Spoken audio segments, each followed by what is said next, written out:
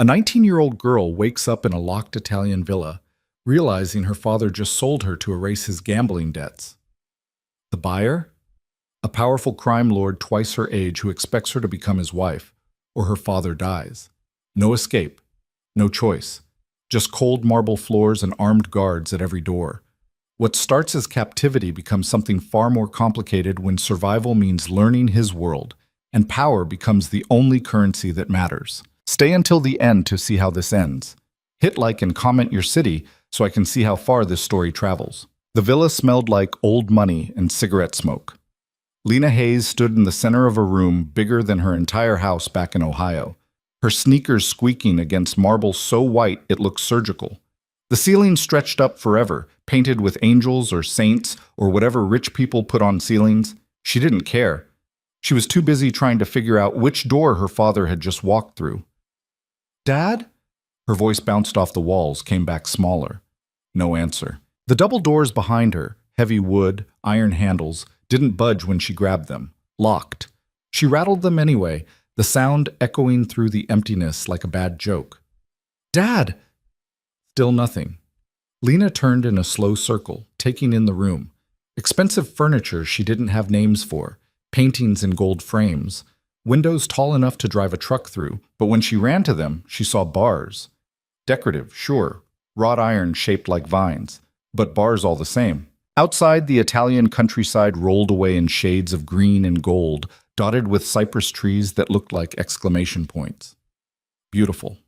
Useless. Her phone was dead. Had been since the airport. Her father said he'd get her a charger at the hotel. There was no hotel. She pressed her forehead against the glass, her breath fogging it up. The flight from Cleveland had taken 14 hours. She'd slept through most of it, trusting her father when he said this was for his business. Some consulting gig in Rome. He needed her there for meetings, he said. Moral support. Brian Hayes had been lying through his teeth. The sound of footsteps made her spin around. A woman entered through a side door Lena hadn't noticed. Mid-50s, gray hair pulled back tight, dressed like she worked at a museum. She carried a tray with a silver teapot and cups that probably cost more than Lena's car. "Good afternoon," the woman said in accented English. "You must be hungry." "Where's my father?" "He has left." "Left?" Lena's voice cracked. "What do you mean, left?" The woman set the tray on a low table, her movements precise. "Mr. Hayes returned to the airport 2 hours ago. His flight departs at 6. The room tilted sideways. "That's not... He wouldn't..." Lena grabbed the back of a chair, her knuckles white. "We came here together. This is his trip."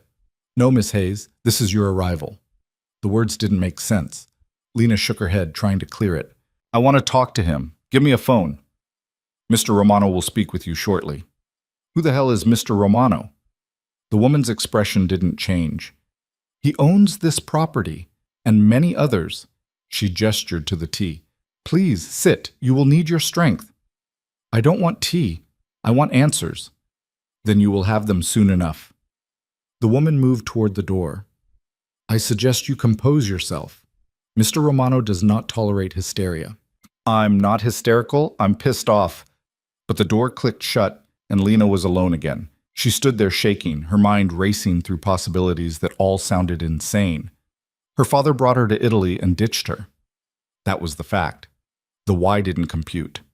Brian Hayes was a screw-up, sure. Lost his job at the plant 2 years ago, never quite got back on his feet. But he wasn't cruel. Weak, maybe. Desperate, definitely. But not this. Unless he was exactly this. Lena paced the room, her footsteps too loud. She tried the windows again, looking for a latch, a weak point, anything, solid. The bars weren't decorative after all. They were functional, set deep into the stone. She was in a cage. The panic hit her then, real and physical. Her chest tightened, her breathing went shallow. She bent over, hands on her knees, forcing air in and out. Her therapist back home had taught her this. Count to 4. Hold. Release. Repeat. It barely worked. When she straightened up, a man was standing in the doorway. Lena hadn't heard him enter. He was tall, maybe 6'2", wearing a suit that looked like it cost more than a semester at community college. Dark hair going silver at the temples. Maybe late 40s, maybe older. The kind of older that came with money and gym memberships. His face was all sharp angles and controlled expressions. He studied her the way someone might study a painting they were considering buying. "Miss Hayes," he said. His English was perfect, barely touched by an accent. "I apologize for the confusion. Please sit." "I'll stand." A slight smile. "As you wish." He moved into the room with the kind of ease that came from owning every space he entered. He didn't sit either, just stood near the fireplace, one hand in his pocket, casual, in control. "My name is Victor Romano. Your father and I have been in communication for several months." "About what?" "About his debt." Lena's stomach dropped. "What debt?" "Approximately $230,000, accrued over the past 18 months through various gambling establishments. Some legitimate, most not." Victor's tone was conversational, like they were discussing the weather. "He came to me for assistance when his other creditors became impatient." "That's his problem, not mine." "Ordinarily, yes, but your father proposed an alternative arrangement." The room felt smaller suddenly. Lena's voice came out thin. "What arrangement?" Victor looked at her directly then, and she saw it. The thing beneath the polish. Something cold, ancient, the kind of power that didn't ask permission. "You," he said simply. The word hung in the air between them. Lena laughed. It came out wrong, too high. "That's insane. You can't just... People don't do that. This isn't the Middle Ages." "No, it isn't." Victor moved to the window, looking out at the landscape. "It is modern Italy, where certain transactions still occur outside legal frameworks. Your father understood this when he made his offer." "Offer?" Lena's hands clenched into fists. "He didn't offer anything. I didn't agree to anything. Your consent was not part of the negotiation." The casual way he said it made her vision blur. "You kidnapped me. You entered the country on your own passport. You boarded the flight willingly. You drove here with your father in a car with no locks on the doors." Victor turned to face her. "No kidnapping occurred. You were simply delivered as promised." "I want to leave." "That is not possible. You can't keep me here." "I can. I will." He said it without malice, like stating a fact of physics. "You will remain in this villa until our arrangement is finalized." Lena's throat closed up. She forced the words out anyway. "What arrangement?" Victor walked to a desk in the corner, opened a drawer, and pulled out a folder. He set it on the table beside the untouched tea. "Marriage," he said, "within the month. A legal contract that will bind you to me and erase your father's obligations entirely. He leaves Italy a free man. You remain here as my wife." The floor dropped out from under her. "No." The word came out strangled. "No way. You're out of your mind." "I am many things, Miss Hayes. Insane is not among them." Victor's voice remained level. "I am a businessman who requires a wife for reasons that do not concern you. Your father required capital and a solution to his catastrophic debt. We found mutual benefit." "I'm 19 years old." "Old enough to marry in this country with parental consent, which your father has provided." He tapped the folder. "All documentation is in order. Medical examinations have been scheduled. The ceremony will be private but legally binding." Lena grabbed the folder and threw it across the room, papers scattered like snow. "I won't do it. You can't make me." Victor didn't flinch. He just watched her with those calculating eyes. "Your father returns to the United States tomorrow morning," he said quietly. "If our arrangement is not honored, he will not complete that journey. Do you understand what I am telling you?" Ice water in her veins. "You'd kill him." "I would have him killed, yes. I do not perform such tasks personally." Victor adjusted his cufflinks, a small gesture that somehow made the threat more real. "His debts are held by dangerous people, Miss Hayes. I consolidated them as a favor to him, and to myself. If I release him without compensation, I lose money and credibility. Neither is acceptable." Lena's legs gave out. She sank into the nearest chair, her whole body shaking. "He's my father." "Yes, and he sold you to save himself." Victor's voice held something like sympathy, but it was hard to tell. "I suggest you reconcile yourself to this reality quickly. Anger will not serve you here." She looked up at him, vision blurred with tears she refused to let fall. Why me? You could marry anyone. You have money. You have... She gestured helplessly at the room. All this. Why buy some girl from Ohio? Because you are young, healthy, and come with no attachments that cannot be severed. Because your father was desperate enough to offer, and I was in a position to accept. Because I require a wife who will not ask questions or make demands. He studied her with clinical detachment. You are a solution to a problem, Miss Hayes. Nothing more complex than that. The honesty was worse than lies would have been. Lena wiped her eyes with the back of her hand. Her mascara probably looked like hell. She didn't care. What if I refuse anyway? Then your father dies, and you remain here regardless. The choice is whether you become my wife or my prisoner. One option offers you considerably more freedom than the other. That's not a choice. No, Victor agreed. It is not, but it is all you have. He moved toward the door, his footsteps echoing. Wait, Lena said. Her voice sounded like someone else's. If I agree, what happens to me? Victor paused in the doorway. You will be treated well, educated in the skills you lack. Given everything you need and most of what you want, within reason, you will appear at my side when required and maintain discretion otherwise. In return, you will have security, comfort, and a life far removed from whatever future awaited you in Ohio. You mean I'll be a trophy? I mean you will be my wife. What that entails will become clear. He glanced back at her. I am not a kind man, Miss Hayes, but I am not needlessly cruel. I expect obedience, not affection. Compliance, not love. If you can provide those things, we will coexist peacefully. And if I can't, something flickered in his expression, then we will both be disappointed, but you will still be my wife. He left without waiting for a response. Lena sat in the enormous room, surrounded by wealth and beauty and bars on the windows, and tried to figure out when her life had become a horror movie. The woman with the tight gray hair returned an hour later. She introduced herself as Signora Rossi, the housekeeper, and showed Lena to a bedroom on the second floor. It was bigger than her apartment back home. 4-poster bed, windows overlooking a garden that looked like something from a romance novel, a bathroom with marble everything, and a shower that probably had more water pressure than Cleveland's entire municipal system. Lena didn't care about any of it. She sat on the edge of the bed, her phone still dead in her pocket, and tried to think. Running seemed obvious, but the villa had guards. She'd seen them on the drive-in, though at the time she'd thought they were just gardeners or maintenance workers. Men with earpieces and bulges under their jackets, not gardeners.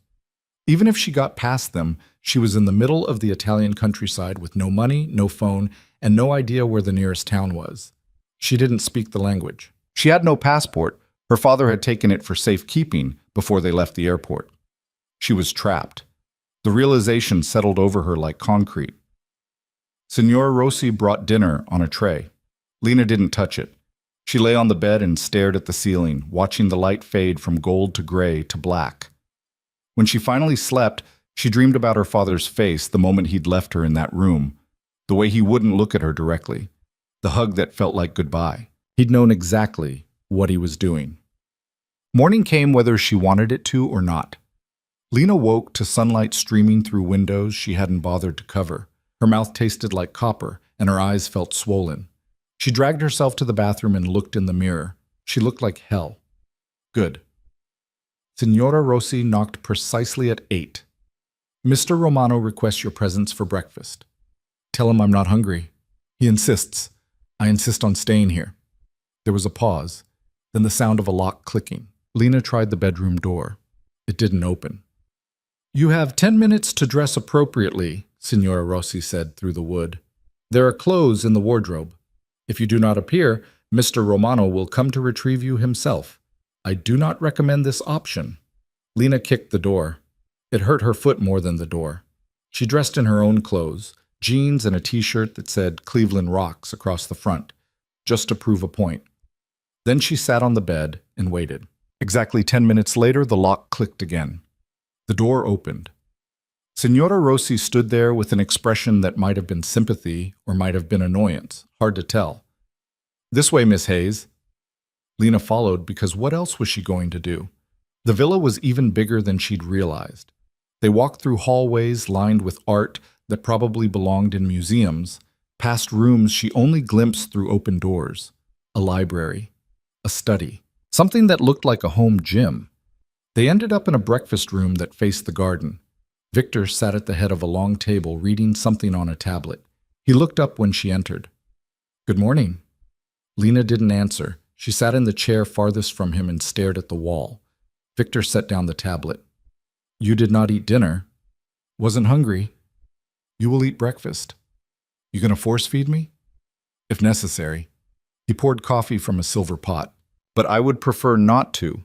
It is undignified for us both." Lena looked at him then, really looked. He was wearing another expensive suit, this one charcoal gray. His hair was perfectly styled. He looked like he'd slept great and had zero moral conflicts about buying human beings.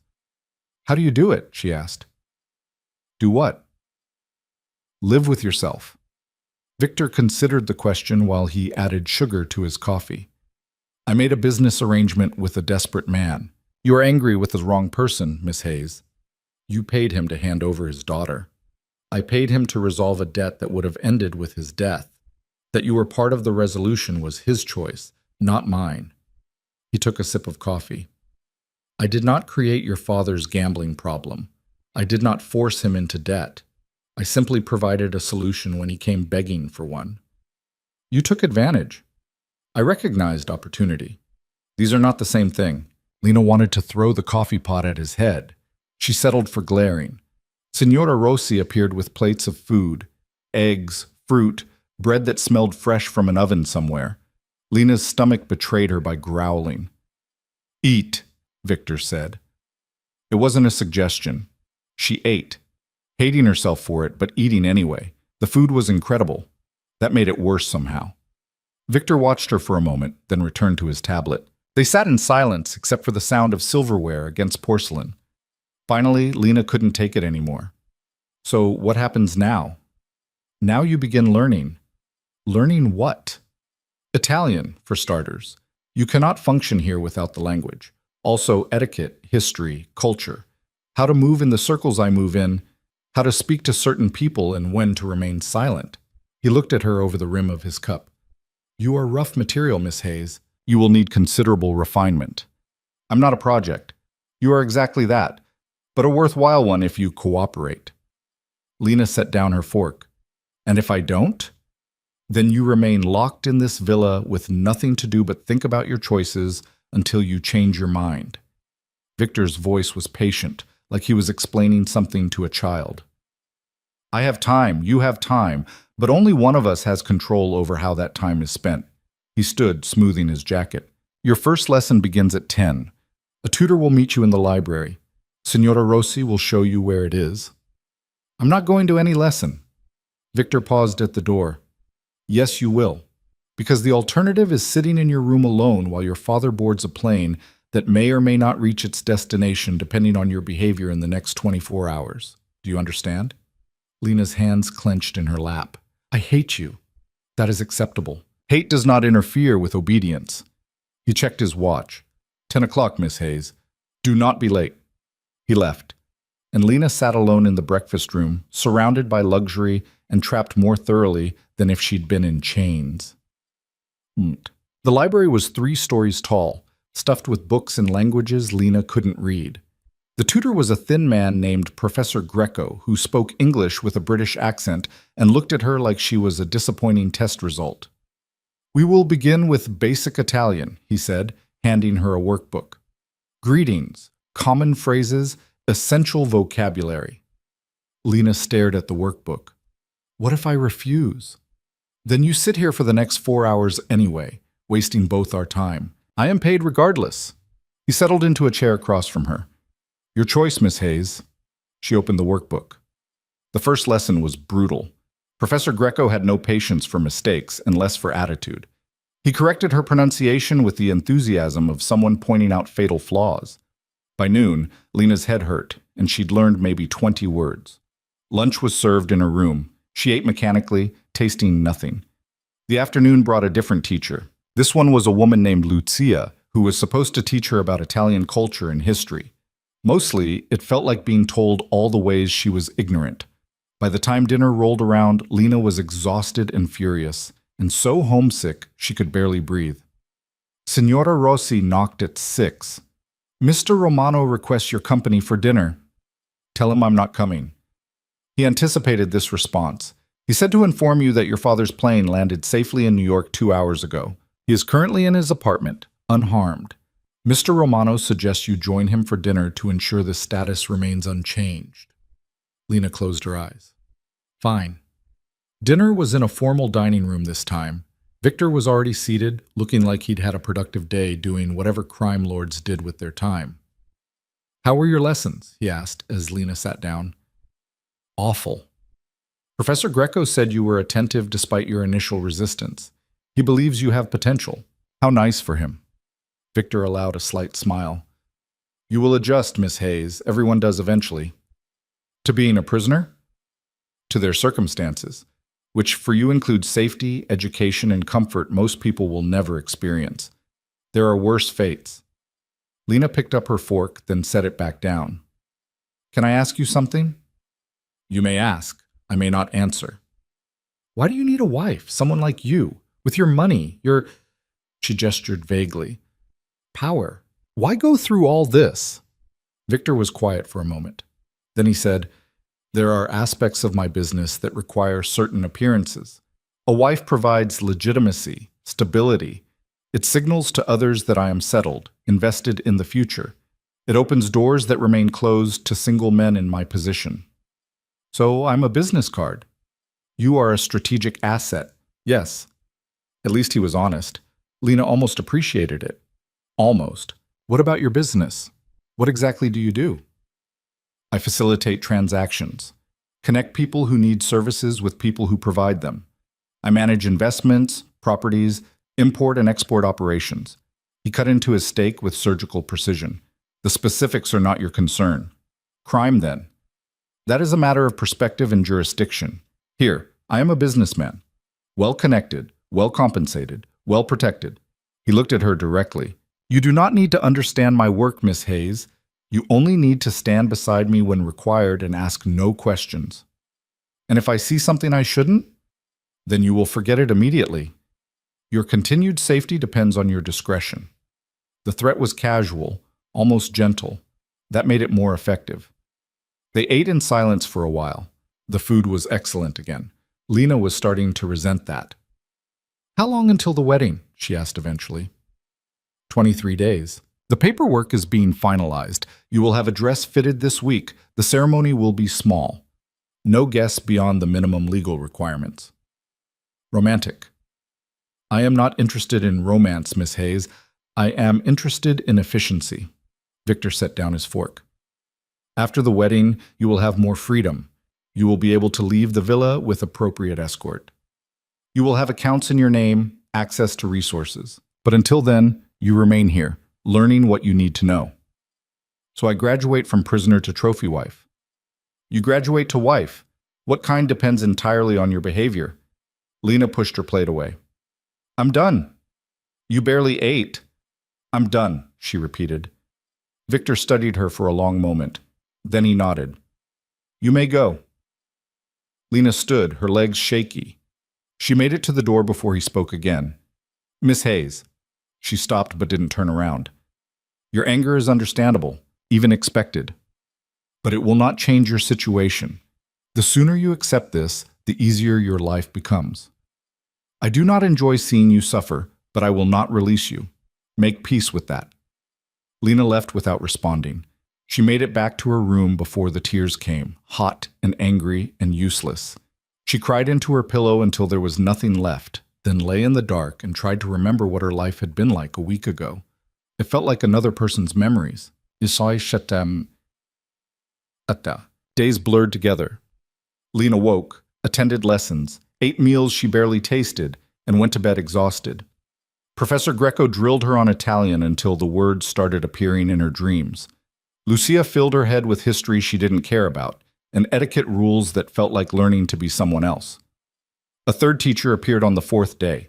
His name was Marco, and he taught self-defense. Why do I need to know this? Lena asked, staring at the gym mats he'd set up in one of the villa's many rooms. Because Mr. Romano's wife must be able to protect herself if necessary, Marco said. He was built like a brick wall and spoke English with a heavy accent. Begin with stretches. The first session left her bruised and sore. The second was worse. By the third, Lena started to get angry in a useful way, angry enough to hit back when Marco came at her, angry enough to channel all her fear and frustration into learning how to hurt someone. Marco noticed. Good, he said, after she landed a decent strike. Use that. Anger makes you strong if you control it. Lena practiced until her knuckles bled. Signora Rossi brought ice and bandages. She didn't comment on the state Lena was in, just wrapped her hands with efficient care. You are doing well, she said quietly. I'm a prisoner learning party tricks. You are surviving. Signora Rossi met her eyes. This is more than many girls in your position manage. Mr. Romano is not the worst man you could have been given to. That's a hell of a comfort. It is the truth. Small comfort is better than none. She finished the bandages. Eat, rest. Tomorrow will be the same. She was right. Tomorrow was the same. And the next day. And the day after that. But slowly, something shifted. Lena started picking up Italian faster. Not fluently, but enough to understand when Signora Rossi spoke to the guards, or when Professor Greco insulted her under his breath. Enough to catch fragments of conversations she wasn't supposed to hear. She learned to move differently from Marco's training. Learned where to hit, how to break a hold, how to use someone's weight against them. It probably wouldn't help against armed guards, but it made her feel less helpless. And she learned to watch Victor. He was methodical, she realized. Everything he did served a purpose.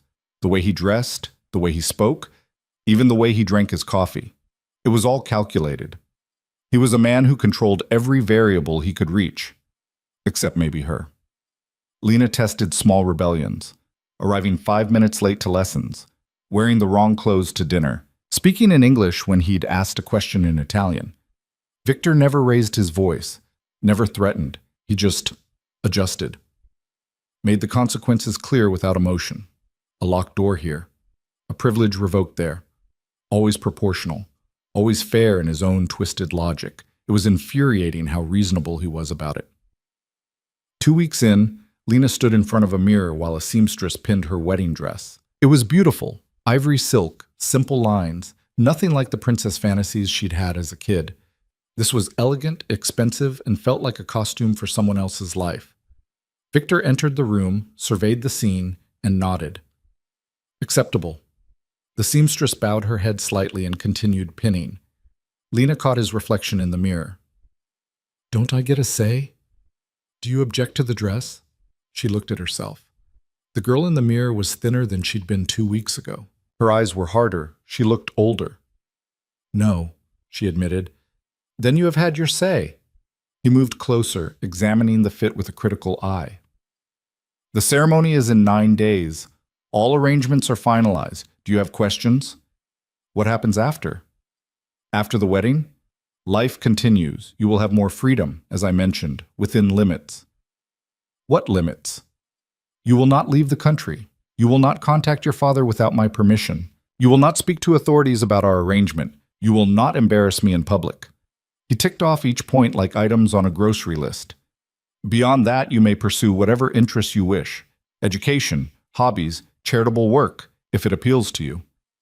How generous. It is more than generous. It is survival, Miss Hayes. Learn to recognize the difference. The seamstress finished and left them alone. Lena stood on the small platform in the wedding dress, feeling ridiculous and trapped and so tired of fighting. What do you want from me? She asked quietly. Really? Victor considered the question. I want you to fulfill your role without complication. Appear at my side when necessary. Maintain the image we present to the world. In private, I expect discretion and obedience. That is all. And if I can't do that? Then we will both be disappointed. But you will try anyway, because the alternative is unacceptable to you. He adjusted his cufflinks. You are stronger than you believe, Miss Hayes. You have survived these 2 weeks without breaking. That demonstrates character. Or stupidity. Sometimes they are the same thing. A slight smile. Change out of the dress. Dinner is at 7. He left, and Lena stood alone in the beautiful gown, staring at a stranger in the mirror. 9 days. In 9 days, she would marry a man she hated, in a country that wasn't hers, for reasons that had nothing to do with love and everything to do with money and power and her father's cowardice. But she would survive it, because that's what she did now. She survived. The night before the wedding, Lena couldn't sleep. She stood at her window, looking out at the garden bathed in moonlight. Somewhere beyond the walls and the guards and the cypress trees, there was a world where 19-year-old girls went to college and worried about normal things. That world didn't include her anymore. A knock at the door. Signora Rossi entered without waiting for permission. "You should rest," she said. "Can't." "Understandable." The older woman crossed to the window, stood beside her. "I was married at 18, arranged, to a man I had met twice." Lena looked at her. "Did you love him?" "Eventually. Not at first. First I learned to tolerate him, then to respect him. Love came later, after children, after years of sharing life." She smiled faintly. "It is not the romance of movies, but it was real. And enough." "Did you have a choice?" "No more than you do now." Signora Rossi's voice was gentle. "But I made a life anyway." "You will too." "How do you know?" "Because you are still fighting. The ones who break do so in the first days. You have not broken. You have bent, yes, but not broken." She touched Lena's shoulder briefly. "Sleep if you can. Tomorrow will be difficult regardless." She left Lena alone with the moonlight and the weight of tomorrow. Lena did not sleep. She watched the sun rise over the Italian countryside and tried to remember the sound of her father's voice when he'd told her he loved her. It was getting harder to recall. By the time Signora Rossi arrived to help her dress, Lena had made a decision. She would marry Victor Romano. She would play the role she'd been forced into, but she would not disappear. She would not become just another possession in his collection of expensive things. She would survive. And surviving meant staying herself, even if she had to do it in a wedding dress she hadn't chosen, speaking vows she didn't mean, to a man who saw her as a solution to a problem. The dress fit perfectly. Of course it did. The ceremony took 11 minutes. Lena stood in a small room that Victor called a chapel, though it looked more like someone's expensive office with religious decorations. A priest with nervous hands read from a book in rapid Italian. 2 witnesses she'd never met stood against the wall like furniture. Victor held her hand with the same detachment he might hold a briefcase. When the priest asked her to speak, Lena's voice came out steady. She surprised herself with that. "Si." 1 word. It might as well have been a life sentence. Victor slid a ring onto her finger. Platinum, diamonds, she didn't count. It was heavy. When he lifted her veil to kiss her, his lips barely touched hers. Professional. Efficient. Over before she could process it. The witnesses signed papers. The priest blessed them with what sounded like relief in his voice. And just like that, Lena Hayes became Lena Romano. Mrs. Victor Romano. The title felt like a collar. "We will have lunch," Victor said as they left the chapel. Not a question. Never a question with him. Lunch was served on a terrace overlooking the garden. Just the 2 of them. White tablecloth, silver place settings, wine that probably cost more than her father's car. A wedding reception for 2. Lena drank the wine faster than she should have. Victor noticed but didn't comment. He ate methodically, the same way he did everything. Between bites, he outlined what came next. "Tonight we attend a gathering in Florence. Business associates. You will be introduced as my wife. Your role is simple. Stay beside me, smile when appropriate, speak only when directly addressed." Sounds thrilling. "It is necessary." He refilled her wine glass. "These people need to see that I am settled, stable. A married man makes different impressions than a single one." "Your business card theory." "Precisely." He studied her across the table. "You will meet dangerous people tonight, Lena. Men who would hurt you without hesitation if they perceived weakness or opportunity.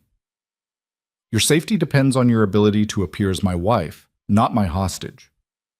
It was the first time he'd used her first name. She noticed. "What if I slip up?" "Then I will correct the situation before it becomes a problem." "But you will not slip up. You are smarter than you pretend to be." Victor set down his fork. I have watched you these past weeks. You learn quickly when motivated. Tonight, your motivation is survival. That should be sufficient. Lena looked down at the ring on her finger. The diamonds caught the sunlight, threw rainbows across the white tablecloth. What if I just tell someone the truth? That you bought me? That I didn't choose this? Then you will discover that truth is less powerful than you imagine. These men know what I am, what I do.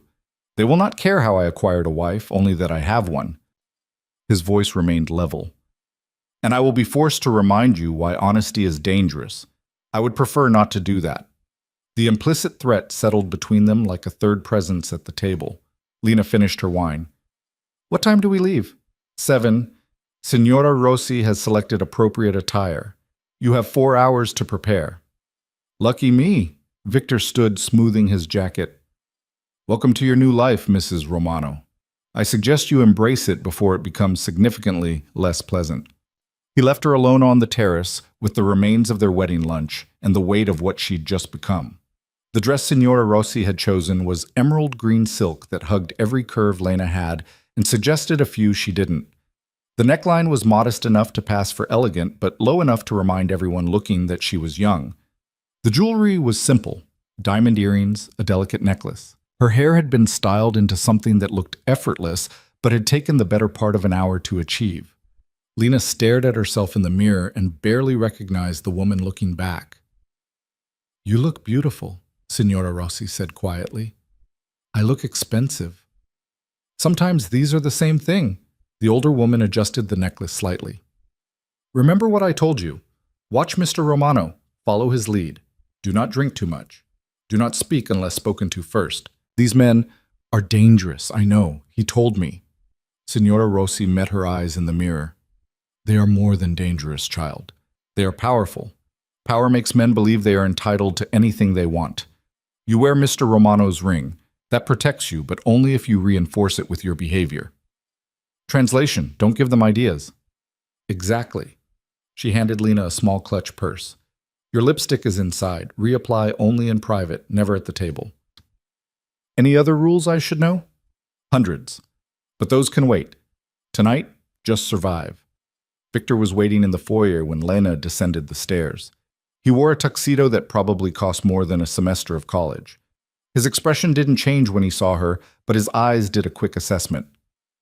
Acceptable, he said. You really know how to make a girl feel special. I pay people to make you look special. I merely observe the results. He offered his arm. The car is waiting. Lena took his arm because refusing would have been pointless. His muscles were solid under the expensive fabric. She'd forgotten how physically imposing he was when he stood this close. The car was a black Mercedes with windows tinted so dark she couldn't see inside until the driver opened the door. The interior smelled like leather and money. Victor slid in beside her, and they pulled away from the villa into the Tuscan twilight. They drove in silence for 20 minutes. Lena watched the countryside roll past, vineyards and olive groves and medieval towns perched on hilltops like chess pieces. Beautiful. Foreign. Might as well have been another planet. Nervous? Victor asked eventually. Should I be? Yes, but you will not show it. He adjusted his cufflinks, a gesture she'd learned meant he was thinking. The man hosting tonight is called Matteo Salvatore. He controls shipping throughout the Mediterranean, legitimate and otherwise. He has known me for 15 years and trusts me as much as men like us trust anyone. Men like us? You mean criminals? I mean businessmen who operate beyond traditional regulatory frameworks. Criminals is such a limited term. Victor's tone was almost amused. Matteo will want to meet you. He will ask personal questions. You will answer briefly and politely. If he becomes inappropriate, I will intervene. Define inappropriate. You will know it when it happens. So will I. He looked at her directly. There will be other women there. Wives, mistresses, escorts. Some are complicit in their men's business. Others are decorative. You need to be neither. You are simply my wife. Nothing more, nothing less. Just another accessory. If that is how you wish to view it, Victor returned his attention to the window. We stay for 3 hours. No more. You will be tired by then, and I have no interest in prolonging the evening beyond what is necessary. The villa, because of course it was another villa, appeared as they crested a hill. This one was larger than Victor's, lit up like a resort. Cars lined the circular drive, each one more expensive than the last. Men in dark suits stood at intervals, earpieces visible. Security theater or actual security, Lena couldn't tell. The driver stopped at the entrance. Victor exited first, then offered his hand to help Lena out. She took it, her heels clicking on the stone. "Remember," Victor said quietly as they approached the door, "you are mine. Act accordingly." Before Lena could respond, the doors opened, and they were swallowed by light and noise, and people who looked at her like she was the newest acquisition in an art gallery.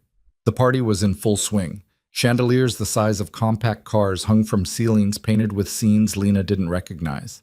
Music played from somewhere, classical. Strings? The kind of thing that costs money to ignore. Waiters circulated with champagne and appetizers that looked too pretty to eat. Victor kept his hand on the small of her back as they moved through the crowd. A proprietary touch. Everyone noticed it.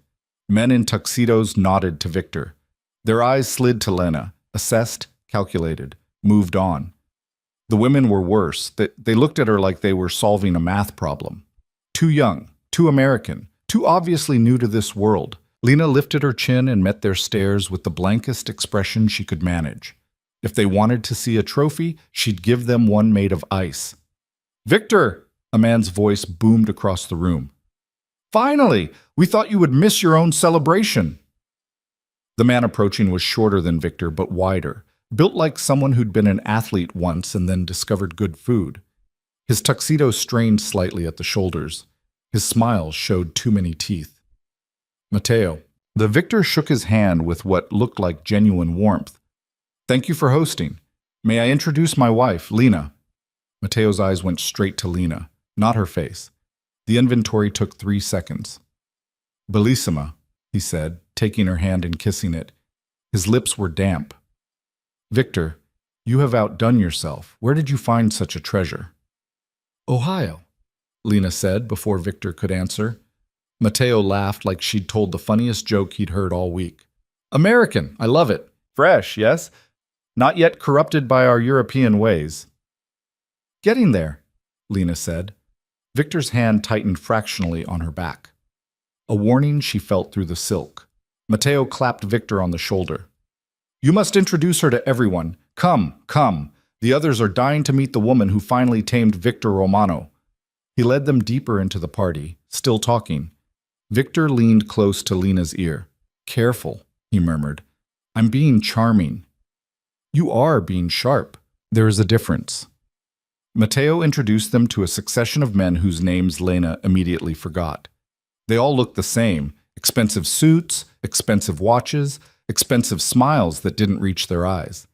Their wives and girlfriends were variations on a theme: beautiful, polished, silent unless spoken to. Lena smiled until her face hurt and said as little as possible. Survived each conversation by counting seconds until it ended. Then they met Carlo. He was younger than the others, maybe late 30s, with the kind of face that belonged in cologne ads. His suit was impeccable. His handshake lingered too long. "So you are the famous Lena," he said in perfect English. "Victor has been very secretive about you. Now I understand why. He wanted to keep you all to himself. Can you blame me?" Victor's tone was light, but Lena felt the tension in his hand. "Not at all. If she were mine, I would lock her away as well." Carlo smiled at Lena.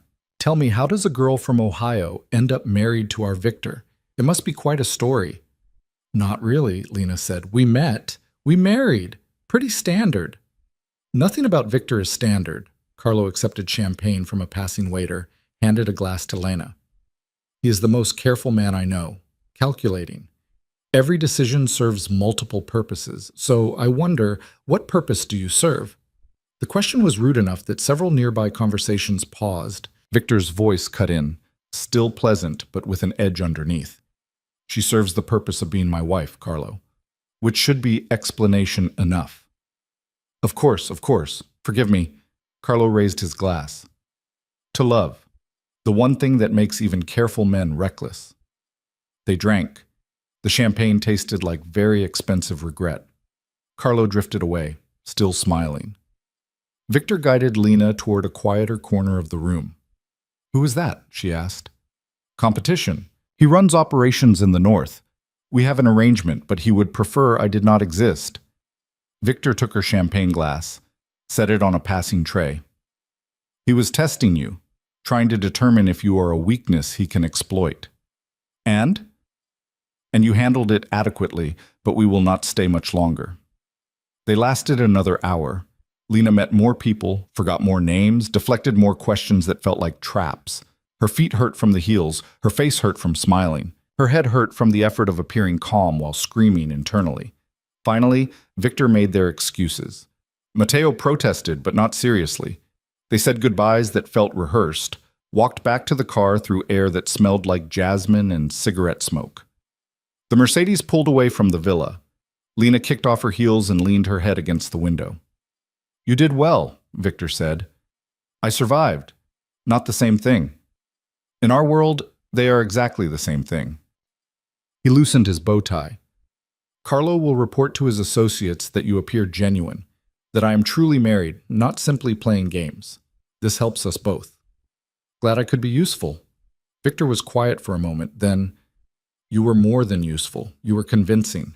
Several people commented on how well suited we appear." "We're not suited at all." "No, but we presented the illusion successfully. That is what matters." He looked at her in the dim light of the car. "You are learning, Lena, faster than I anticipated." "Learning what? How to be a good little trophy?" "Learning how to navigate power. It is a valuable skill, regardless of your feelings about your current circumstances." Lena didn't respond.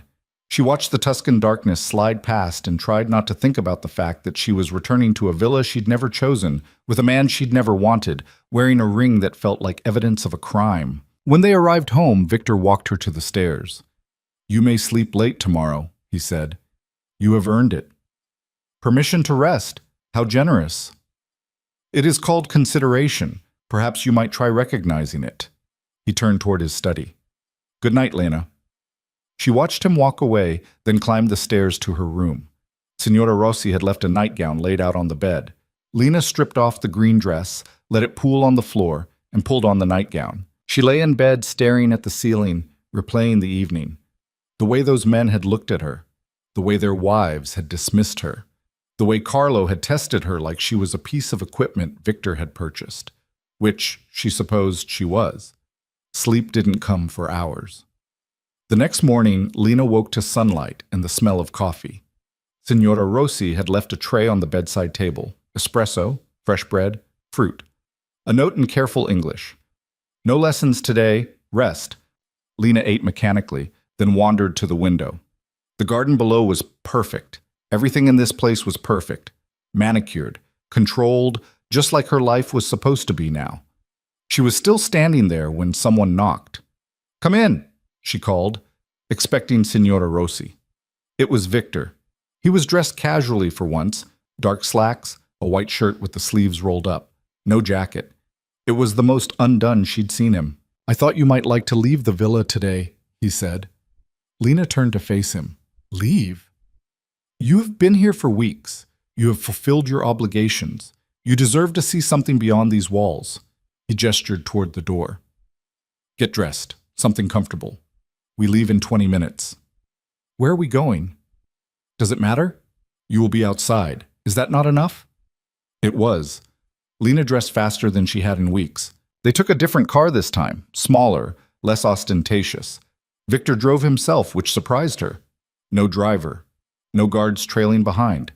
Just the two of them and the open road.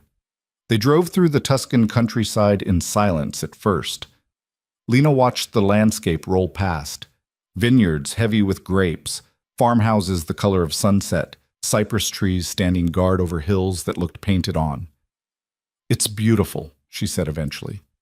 "Yes, this is why people come here, why they stay."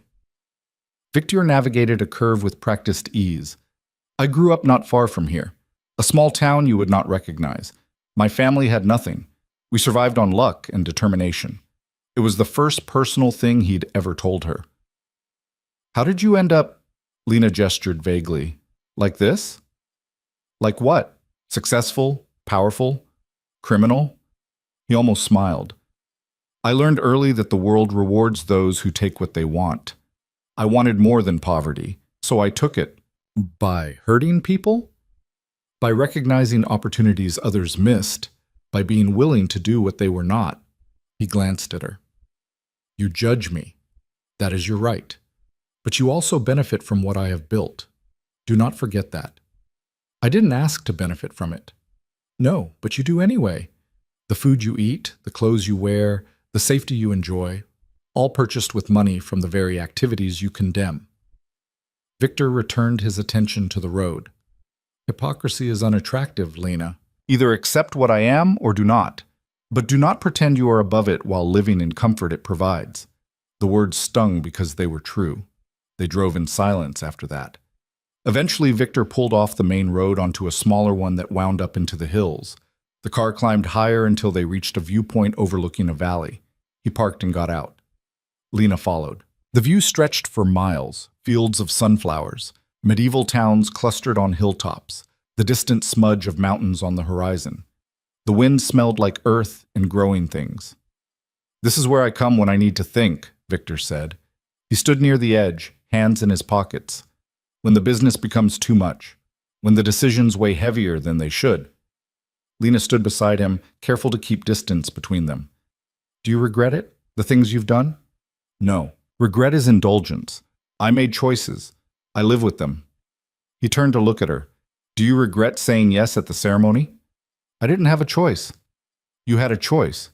It was a terrible one, but it was still a choice. You could have refused. Let your father face the consequences. Let me keep you as a prisoner instead of a wife. You chose the option that preserved the most for yourself. That's not fair.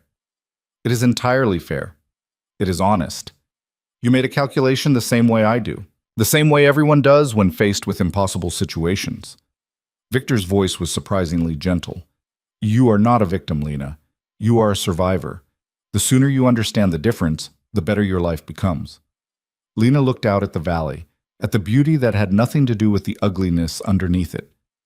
What do you want from me? She asked. Really, long term. Victor considered the question. I want you to be my wife in truth, not simply in name. I want you to stand beside me without resentment poisoning every interaction. I want... He paused, seeming to choose his words carefully. I want a partner, not a possession, but partnership requires trust, and trust requires time. You bought me. How am I supposed to trust you? You are not. Not yet, but perhaps eventually. He pulled car keys from his pocket. Come. There's a town nearby. We will have lunch. You will practice your Italian. We will pretend to be a normal couple for a few hours. We're not a normal couple. No? But we can pretend. Pretending is half of what makes this world function. They drove to a town called Montepulciano, all steep streets and stone buildings that looked like they'd been there since Rome was still an empire.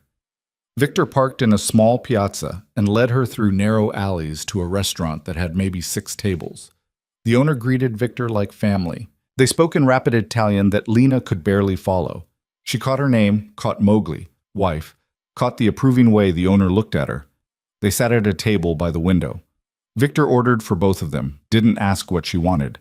The food arrived in waves, pasta, wine, bread still warm from the oven. Lena ate and watched people pass by the window. Normal people doing normal things, shopping, talking, living lives that didn't involve being sold to pay debts. Tell me about Ohio, Victor said. She looked at him, surprised. Why? Because I know nothing about you beyond the information your father provided. If we are to be married, I should know something of your life before.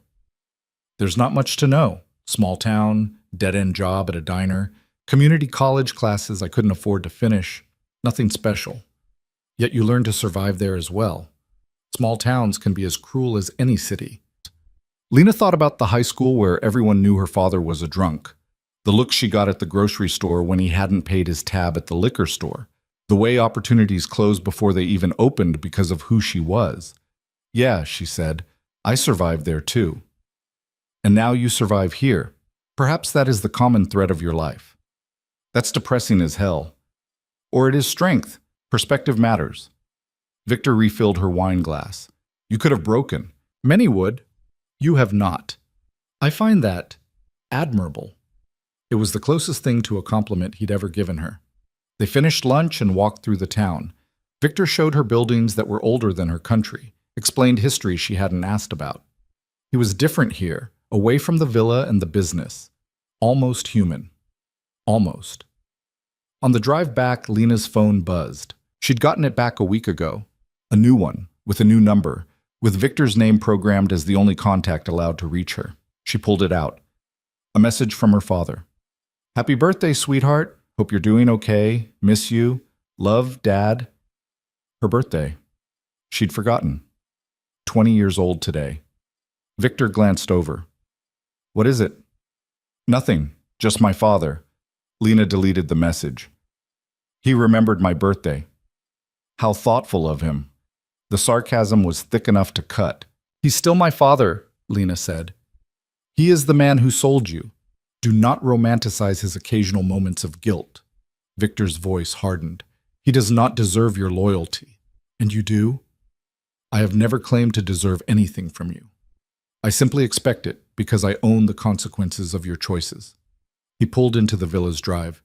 Your father gave you away. I kept you alive. Remember which one actually matters. They didn't speak for the rest of the evening. That night, alone in her room, Lena stared at her phone. Her father's message was gone, but the words stuck. She typed a response 7 different ways and deleted all of them. Finally, she settled on, I'm alive. Don't contact me again. She sent it before she could change her mind. 3 minutes later, her phone rang. Her father's number. Lena stared at it until it stopped ringing. When it started again, immediately, she turned off the phone and shoved it in a drawer. Some ghost needed to stay buried. The weeks after that settled into a routine. Lena continued her lessons, but with more freedom now. She could walk the villa grounds without escort, could use the library, the gym, the garden, could go to the town nearby with Marco as a guard/driver. She practiced Italian until she could hold conversations. Practiced self-defense until she could make Marco work for his wins. Practiced being Victor's wife at dinner every night, learning to read his moods, to anticipate what he needed before he asked. It felt like learning to be someone else. Maybe it was. Victor traveled frequently for business. Sometimes he was gone for days. When he returned, he always brought her something: books, jewelry, a painting she'd mentioned liking, gifts that felt like apologies for things he'd never say sorry for. She accepted them because refusing would have been pointless. 2 months after the wedding, Victor announced they were hosting a gathering at the villa. Business associates, people he needed to impress. You will act as hostess, he said over breakfast. Signora Rossi will help with arrangements. You will greet guests, ensure they are comfortable, facilitate conversation. This is your opportunity to demonstrate that you are more than decoration. No pressure then. Significant pressure, but I believe you can handle it. He set down his coffee cup. These people will be watching for weakness, for signs that our marriage is a facade. You will show them none. And if I mess up, then we both suffer the consequences. So do not mess up. The gathering was in 5 days. Lena spent every waking hour preparing, learning names, memorizing faces from photos Victor provided, studying the dynamics between people she'd never met.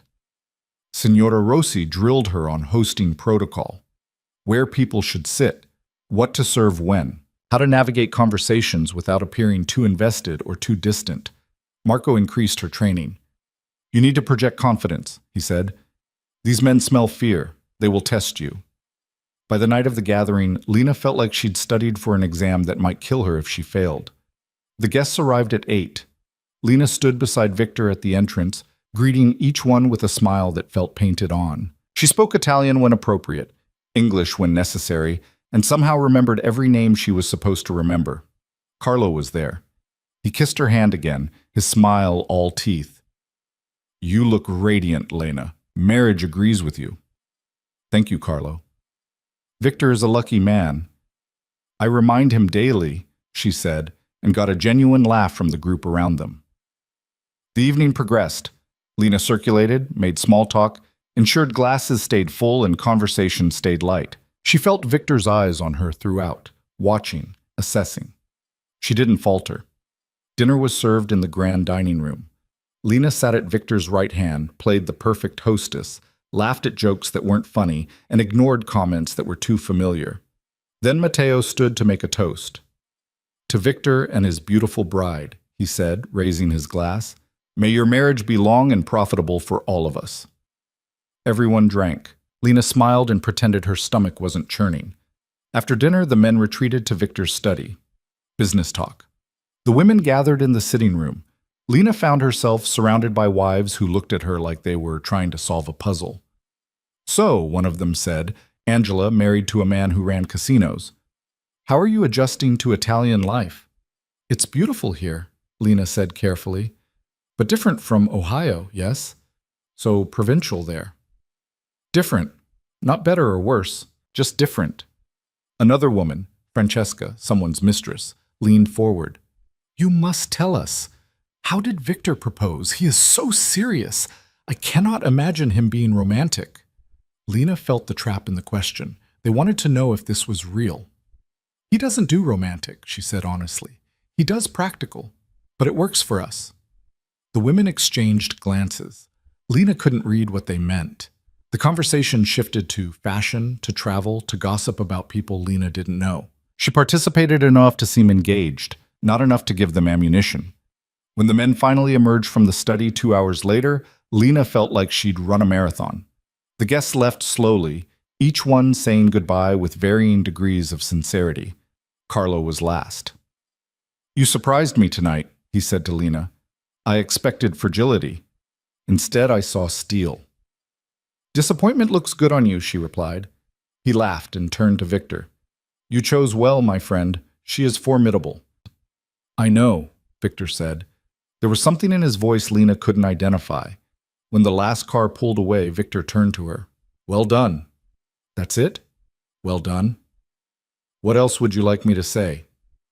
"I don't know. Maybe that I held my own against a room full of people who wanted to see me fail. Maybe that I didn't embarrass you." Lena pulled off her heels, carried them in one hand. "Maybe thank you." Victor's expression shifted. "You are right, thank you. You exceeded my expectations tonight. You were—" He seemed to search for the word. "Impressive." It was the best he could do. Maybe the best he had. Lena nodded.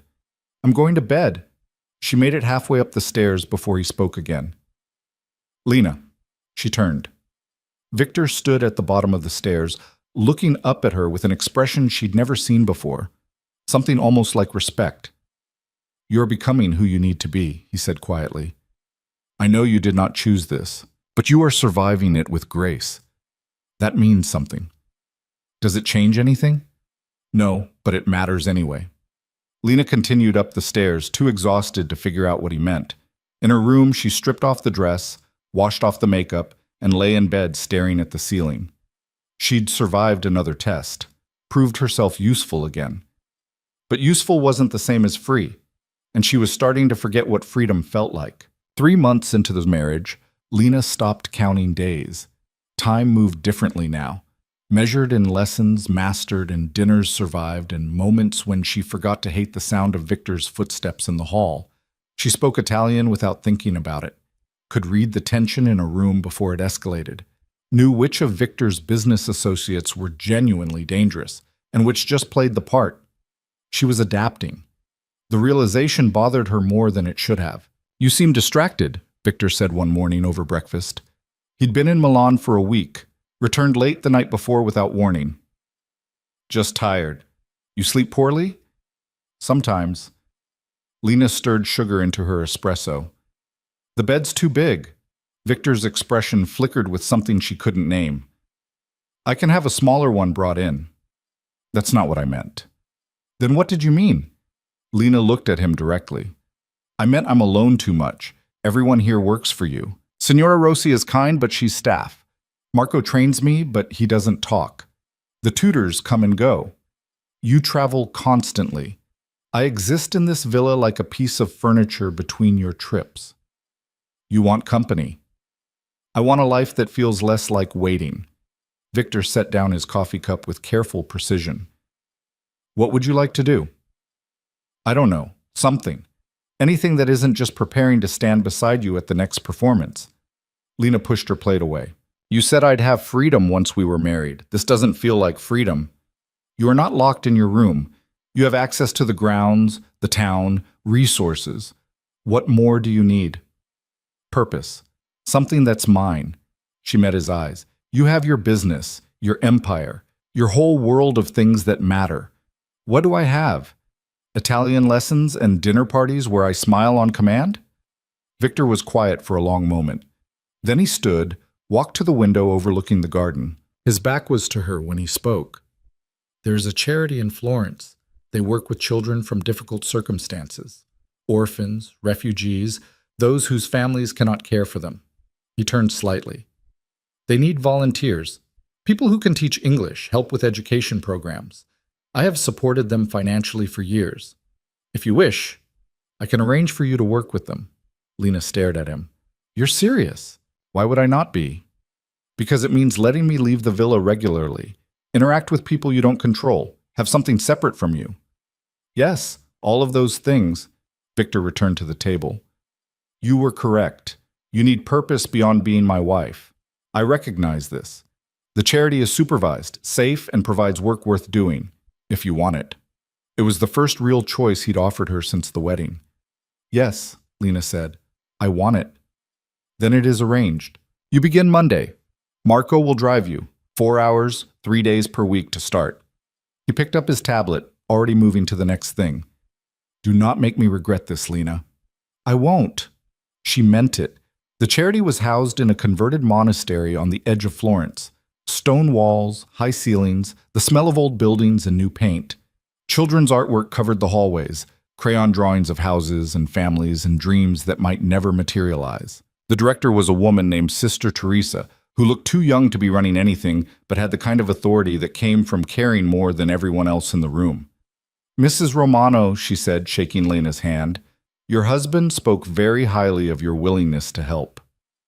Just Lena is fine. Lena, then, come.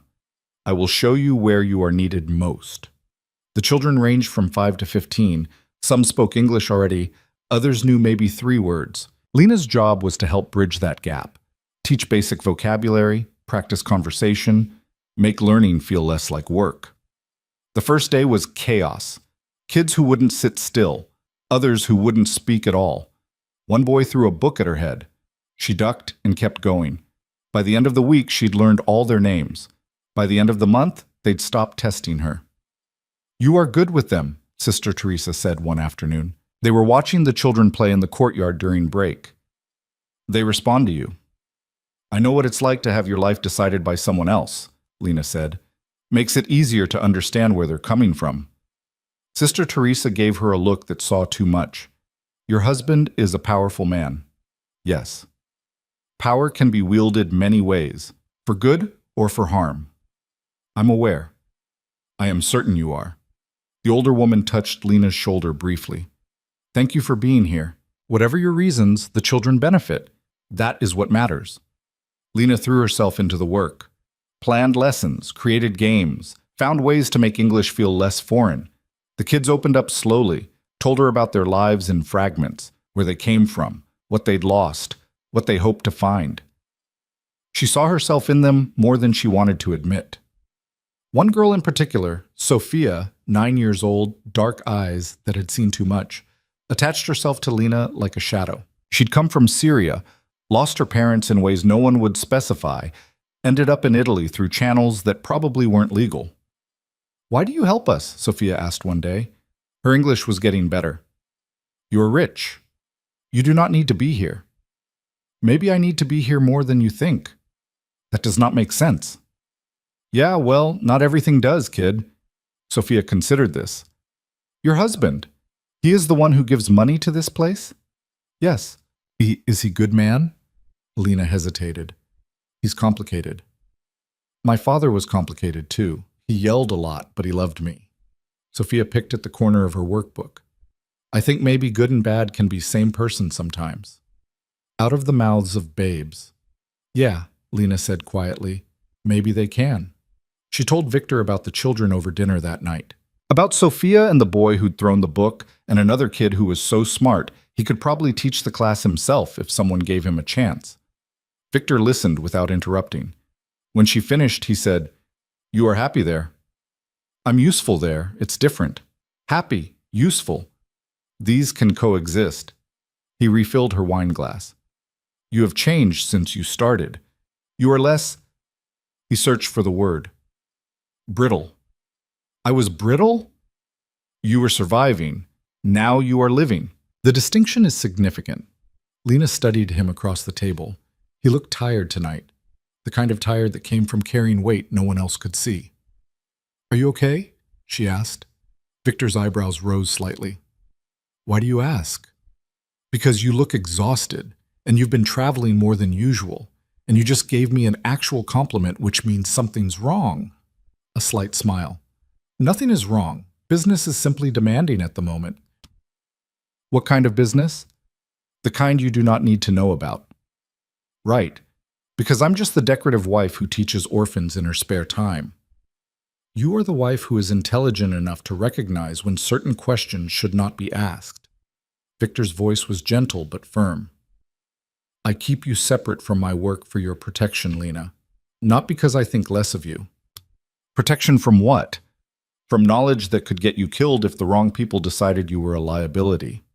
The words settled like ice in her chest. "That's comforting." "It is honest. You wanted honesty from me. This is what it looks like." He stood, collecting his plate. "I have calls to make. Finish your dinner." He left her alone in the dining room with half a glass of wine and the reminder that the beautiful life she was building had bodies in its foundation. 2 weeks later, Victor announced they were attending a gala in Rome. High profile. Politicians, business leaders, the kind of people who pretended not to know what Victor actually did for a living. "You will need a new dress," he said. "Signor Rossi has arranged appointments with designers. Choose what you like." "What's the occasion?" "Annual fundraiser for economic development in southern Italy. Everyone who is anyone attends. We need to be seen." "More performance art." "Yes, but this performance matters. Carlo will be there. Others who would benefit from my absence. We show strength through presence." The dress Lena chose was midnight blue, simple lines, nothing flashy, the kind of elegant that whispered money without screaming it. Victor nodded approval when he saw it. "Perfect. You are learning." "Learning what?" "How to dress like I belong in your world. How to dress like you own it. There is a difference." They flew to Rome in a private jet. Lena had stopped being surprised by the casual displays of wealth. The jet had leather seats and a bedroom and a flight attendant who appeared the moment you thought about wanting something. The gala was held in a palazzo that made Victor's villa look modest. Frescoed ceilings, marble everything, chandeliers that probably required their own structural support. Women dripped with jewels that could fund small countries. Men wore tuxedos that cost more than cars. Lena took Victor's arm and walked into it like she'd been doing this her whole life. The crowd parted slightly when they entered, not dramatically, just enough to acknowledge that Victor Romano had arrived and brought his young American wife. Eyes tracked them. Conversations paused and resumed. The assessment was instant and thorough. "Smile," Victor murmured. "You're enjoying yourself." "I'm really not." "Pretend. You're excellent at it now." They worked the room. Victor introduced her to politicians who pretended not to know his real business, to CEOs who absolutely knew and didn't care, to old money families who looked at Lena like she was a stain on their genetic legacy. She smiled through all of it. Carlo appeared an hour in, immaculate in white dinner jacket, a woman on his arm who looked like she'd stepped out of a fashion magazine. "Victor, Lena, what a pleasure." He kissed Lena's hand again, always with the hand kissing. "Allow me to introduce Valentina, my companion for the evening." Valentina looked Lena up and down with practiced dismissal. "Charming dress." "Thank you. You too." "This old thing?" Valentina touched the diamonds at her throat. "Carlo insists I wear his gifts, so demanding." Carlo laughed. "I simply appreciate beauty when I possess it." The word possess hung there like a challenge. Victor's hand tightened fractionally on Lena's back. "How is business in the north, Carlo?" "Thriving, expanding, actually. We have been acquiring new interests, diversifying." Carlo accepted champagne from a passing waiter. Perhaps we should discuss collaboration. There are opportunities that benefit from partnership. Perhaps, when the time is right. Of course, when the time is right. Carlo's smile never wavered. Enjoy the evening, my friends. He drifted away with Valentina. Lena waited until they were out of earshot. What was that about? Territory. He wants access to my operations in the south. I am not inclined to share. Victor guided her toward the bar. He will push. I will decline. Eventually, someone will make a move. This is how our world functions. Sounds exhausting.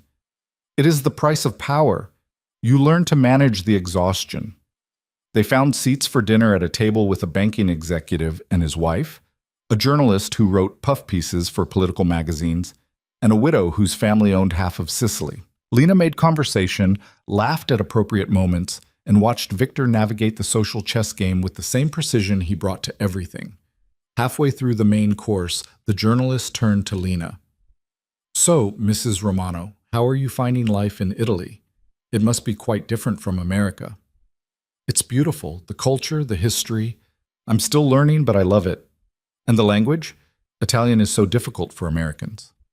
I'm managing. My tutors are patient. But Lena took a sip of wine. Actually, I've been volunteering at a children's charity in Florence, teaching English. That's helped with the language more than anything else. The widow perked up. A charity? Which one? Sister Teresa's place. It's a wonderful program. Oh, I know Teresa. Remarkable woman, doing extraordinary work with those poor children. The widow touched Lena's arm. How lovely that you are contributing. Victor, you must be proud of your wife's charitable spirit. Victor inclined his head. Very much so. The conversation shifted to charity work, to the state of refugee services in Italy, to politics that Lena only half understood. But something had changed. The widow looked at her differently now, less like a curiosity, more like a person. After dinner, there was dancing. Victor led Lena onto the floor with the kind of practiced ease that suggested expensive lessons at some point in his youth. You did well at dinner, he said, as they moved to the music. I told the truth. About the charity. Yes, it was strategically sound. The widow is influential in social circles. Her approval matters. I wasn't being strategic. I was just talking about something I care about. Victor looked at her, really looked, and something in his expression shifted. Even better then. They danced in silence for a moment. Lena realized this was the closest they'd been since the wedding kiss. His hand was warm on her back. He smelled like expensive cologne, and something underneath that was just him. You're a good dancer, she said. My mother insisted on lessons. She believed proper manners would open doors that money alone could not. A pause. She was correct. Is she still alive? No, she died when I was 23, cancer. His voice was carefully neutral. She never knew what I became. That is probably for the best. It was the most personal thing he'd ever shared. Lena didn't know what to do with it. I'm sorry. It was a long time ago. Victor navigated them through a turn. Your mother? You've never mentioned her. Left when I was 6. Couldn't handle my father's drinking. Sent birthday cards for a few years, then stopped. I don't even know where she is now. So we are both orphans in our way. I guess so. The music shifted to something slower. Victor pulled her fractionally closer. Not inappropriate for public, but closer than necessary. Lena didn't pull away. This is strange, she said quietly. What is? This. Dancing with you, having an almost normal conversation, forgetting for a minute that you bought me. I did not buy you. I acquired you through a contractual arrangement with your father. That's literally the same thing. Context matters. But there was something like humor in his voice. Do you wish to stop dancing? No, Lena admitted. This is the most normal I've felt in months. They stayed on the floor through 2 more songs. When they finally returned to their table, Lena caught Valentina watching them with an expression that looked almost like envy. The gala ended after midnight. They rode back to the hotel in a car that felt too quiet after all the noise. You surprised me tonight, Victor said. How? You were yourself, not the version I expected you to present, just you. It was effective. I'm not sure if that's a compliment or an observation. Both. He looked at her in the dim light of the car. You are becoming someone I did not anticipate, Lena. Someone more than I planned for. Is that a problem? I have not decided yet. They didn't speak again until they reached the hotel. Separate rooms, as always. Victor never pushed for more than she'd agreed to, never demanded anything beyond appearance and compliance. It should have made things easier. Somehow, it didn't. Lena lay in the hotel bed, staring at the ceiling, replaying the evening, the dancing, the conversation, the way Victor had looked at her like she was more than an asset. It would be easier if he was cruel, if he fit the monster role her mind had assigned him that first day. But he wasn't cruel. He was complicated, calculating, capable of violence she'd never seen but knew existed. And increasingly, he was someone she didn't entirely hate. That terrified her more than anything. She must have fallen asleep eventually because she woke to pounding on her door. Disoriented, still in her dress from the night before, Lena stumbled to answer it. Marco stood in the hallway, his face tight. Get dressed. Now. We are leaving. What's wrong? I will explain in the car. You have 5 minutes. He disappeared before she could ask more questions. Lena threw on jeans and a sweater, grabbed her bag, and met him in the hall. He rushed her to the elevator, down to the lobby, into a car idling at the curb. Victor was already inside. He looked like he hadn't slept. His jaw was tight. Something dangerous moved behind his eyes. What happened? Lena asked as the car pulled away fast enough to make tires squeal. There was an incident at the villa. Victor's voice was clipped. An attempted breach. The guards contained it, but there was damage. What kind of damage? The kind that requires us to return immediately. Marco will take you back to Florence. To the charity. You will stay there until I send for you. I'm not going to the charity. If something happened at the villa, you will do exactly as I tell you. Victor's tone left no room for argument. This is not negotiable. You are not safe at the villa right now.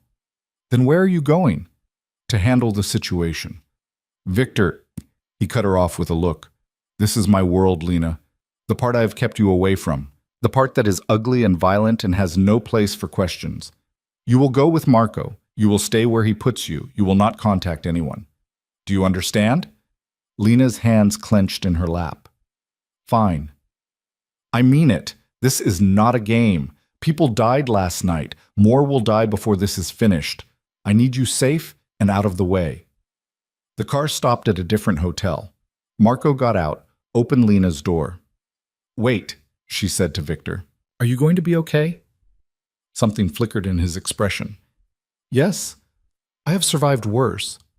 That's not comforting. It is the truth. He reached out, touched her cheek briefly. The gesture was so unexpected Lena froze. Go. I will send for you when it is safe. Marco rushed her inside the hotel, up to a room on the top floor. 2 more guards were already there, stationed by the windows. You stay here, Marco said. Do not leave. Do not call anyone. I will be outside the door. For how long? As long as it takes. He left. Lena paced the room, her mind racing. Someone had attacked the villa. People were dead. Victor was walking into something dangerous enough that he'd hidden her away like evidence. She should have been relieved, safe in a hotel while he dealt with whatever violent aftermath came from his criminal empire. Instead, she was terrified. Not for herself. For him. The realization hit her like cold water. Somewhere in the past months, Victor had stopped being just her captor. He'd become something else. Someone she worried about. Someone whose absence felt wrong. She sat on the edge of the bed and tried to figure out when exactly she'd started caring whether he lived or died. The answer didn't come. Hours passed. Marco brought food she didn't eat. The guards changed shifts. The sun moved across the sky outside windows she couldn't open. Finally, near midnight, her phone rang. A number she didn't recognize. Hello? It is handled. Victor's voice sounded rough, exhausted. Marco will bring you home in the morning. Home? You mean the villa? Yes. Is it safe? It will be by the time you arrive. The men responsible have been addressed. Additional security is in place. You have nothing to fear. Lena closed her eyes. Did you? She didn't know how to finish the question. Yes. No elaboration. Just confirmation that whatever needed doing had been done. Get some rest. I will see you tomorrow. Victor? Yes? I'm glad you're okay. Silence on the other end, then, as am I. Good night, Lena. He hung up. Lena sat in the hotel room, staring at her phone, and tried to reconcile the man who'd just killed people with the man who'd danced with her hours earlier. They were the same person. That was the problem. The same person who could be gentle and brutal, who could fund charities and end lives, who could look at her like she mattered, and then vanish into violence without hesitation. She should hate him for it. She should be planning escape. Instead, she was sitting in a hotel room relieved that he'd survived, counting hours until she could see him again, and wondering when exactly her prison had started feeling like home. Marco drove her back to the villa the next morning. The damage wasn't visible from the outside, but new guards were everywhere. More cameras. The gate had been reinforced. Whatever had happened, Victor was making sure it wouldn't happen again. Signora Rossi met her at the door, relief obvious on her face. Thank the saints, we were so worried. What happened? Men came in the night, tried to break in through the east wing. The guards stopped them, but she shook her head. Mr. Romano is in his study. He asked for you when you arrived. Lena found him behind his desk, looking at security footage on multiple screens. He'd changed clothes, but there were shadows under his eyes that hadn't been there 2 days ago. You are back, he said without looking up. Yeah. Are you going to tell me what happened? Carlo made his move, sent men to attack the villa, thinking I was still in Rome. He miscalculated. My security was prepared. Victor finally looked at her. 3 of his men are dead, 2 of mine. Carlo is currently reconsidering his strategic approach. You killed them. I defended what is mine. There is a difference. Is there? Victor stood, walked around the desk to stand in front of her, close enough that she could see the exhaustion in his face, the tension in his shoulders. You were right to ask if I was okay, he said quietly. I am not. I am tired and angry and frustrated that Carlo forced this escalation. But I'm also relieved that you were not here, that you were safe. He touched her face again, the same gesture from the car. I have kept you separate from this part of my life. I will continue to do so. But I need you to understand. There will be times when violence finds us anyway. When I must be someone you do not want to know. Can you accept that? Lena looked at him, really looked, saw the man who'd bought her and the man who'd given her purpose. The killer and the dancer. The monster and the person who worried about her safety. I don't know, she said honestly, but I'm still here. That has to count for something. It counts for everything. He kissed her then. Not like at the wedding, not performative or quick, real, deep. The kind of kiss that meant something neither of them had words for. Lena kissed him back before she could think better of it. Her hands found his shoulders. His hands settled on her waist. They stood in his study, kissing like teenagers while security footage played silently on screens behind them. When they finally broke apart, both breathing hard, Victor rested his forehead against hers. This complicates things, he said. Yeah, it really does. Do you regret it? Lena thought about everything she'd lost, everything she'd gained, the person she'd been, and the person she was becoming. Ask me tomorrow, she said. Victor laughed, an actual laugh, and pulled her close. Fair enough. They stood there in the study, wrapped around each other, while guards patrolled outside and bodies were buried somewhere Lena didn't want to know about, and Carlo plotted his next move from wherever he was licking his wounds. The world outside was violent and complicated and dangerous. But in that moment, in Victor's arms, Lena felt something she hadn't felt since before her father's plane had landed in Italy. She felt safe. It wouldn't last. She knew that. But for now, it was enough. Things shifted after that kiss. Not dramatically. Victor didn't suddenly become a different person. Lena didn't wake up in love. But something between them had cracked open, and neither of them seemed interested in sealing it back up. He touched her more now. Small things. A hand on her shoulder when he passed behind her chair at breakfast. Fingers brushing hers when he handed her wine at dinner. Nothing demanding, just contact that said she was real to him, not just functional. Lena found herself gravitating toward him in return, sitting closer on the terrace when they had coffee, asking about his day and actually wanting to know. Learning to read the tension in his jaw that meant business had gone badly, the slight relaxation in his shoulders that meant it had gone well. They were becoming something. She wasn't sure what. Wasn't sure she wanted to name it yet. "You are different with him now," Signora Rossi observed one afternoon. They were in the kitchen. Lena had started helping with meal planning, partly because she was bored and partly because she'd discovered she actually enjoyed it. "Different how?" "Less guarded. You look at him like he is a person, not a problem to solve." The older woman chopped vegetables with practiced efficiency. "He looks at you the same way." "Is that bad?" "That depends. Do you trust him?" Lena considered the question. "I trust him to keep me safe. I trust him to keep his word. I don't trust him to tell me everything or to stop being what he is." "That is more trust than most wives in your position have. Use it wisely." Signora Rossi slid the vegetables into a pan. "Men like Mr. Romano do not give their hearts easily, but when they do, they are loyal to the point of destruction. Remember that." The words stayed with Lena through the rest of the day. Through dinner with Victor, where they talked about nothing important and everything at once. Through the evening, when he worked in his study and she read in the library, close enough to feel his presence in the next room. That night, she dreamed about her father for the first time in weeks. In the dream, he was apologizing, trying to explain why he'd done it, but his voice kept fading until she couldn't hear him anymore. When she woke up, her face was wet. She found Victor in the kitchen at 3 a.m, drinking scotch and reading something on his tablet. "Cannot sleep?" he asked without looking up. "Bad dream." He set down the tablet, poured a second glass of scotch, and slid it across the counter to her. Lena climbed onto a bar stool and took a sip. It burned going down. "Your father?" Victor asked. "How did you know?" "You get a certain look when you think about him. Anger and grief in equal measure." He swirled his own glass. "It is the same look I have when I think of mine." "I thought you said your father wasn't part of your life." "He was not. He left when I was 8, walked out one day and never returned. My mother worked 3 jobs to keep us fed. She died exhausted and alone while I was building an empire he would have been ashamed of." Victor took a long drink. "I think about him sometimes. Wonder if he is alive. If he knows what I became. If he regrets leaving." "Do you want him to regret it?" "I want him to know that we survived without him. That his absence did not destroy us. That would be enough." Lena understood that more than she wanted to.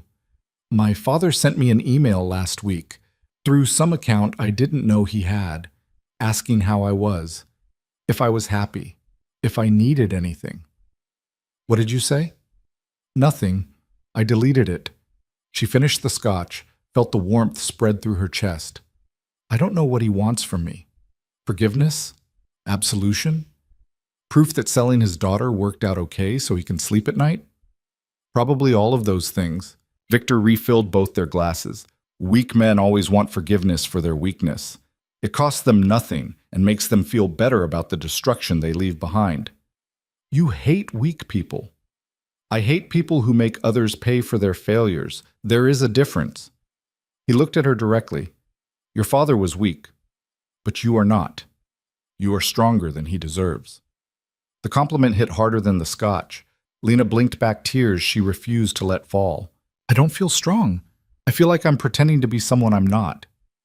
"We are all pretending, Lena. The trick is pretending so well that it becomes real." Victor came around the counter, stood close enough that she could feel his warmth. "You think I woke up knowing how to be this? I learned, same as you are learning. The difference is I had no one to help me. You have me." "Is that what you are? Help?" "I am whatever you need me to be, within reason." A slight smile. "I am still who I am. I will not apologize for that." "I'm not asking you to." "Good, because I would refuse." He touched her face, thumb brushing away a tear she hadn't realized had fallen. "Come. You should sleep. Tomorrow we have that meeting with the Economic Council. You need to be sharp." "Since when do I go to Economic Council meetings?" "Since I decided you should. You're my wife. You should understand all aspects of my business, even the boring legitimate ones." Lena followed him back upstairs. At her bedroom door, Victor paused. "The nightmares will pass," he said quietly. "Your father will fade until he is just a memory. Someone who existed once but matters less each day. This I know from experience. Does it get easier? No, but you get stronger, which amounts to the same thing. He kissed her forehead and disappeared into his own room. Lena stood in the hallway for a long moment before going to bed. This time, she didn't dream at all. The Economic Council meeting was exactly as boring as Victor had promised. Men in suits talking about development projects and infrastructure investments and tax incentives. Lena sat beside Victor, understanding maybe half of what was discussed, but watching how he operated. He was different here than at the criminal gatherings. More measured, more political. He spoke less, listened more, and when he did contribute, it was with the kind of careful precision that moved conversations without appearing to push. Afterward, one of the council members, an older man named Giovanni, who had the look of someone born into politics, approached them. "Mrs. Romano, a pleasure to finally meet you. Victor speaks very highly of your work with Sister Teresa's charity." "Thank you. The children are incredible." "Indeed. My wife sits on the board. She has mentioned you several times. Your approach to education, your dedication." Giovanni smiled. "We are always looking for passionate people to join our initiatives. Would you consider serving on the Education Committee?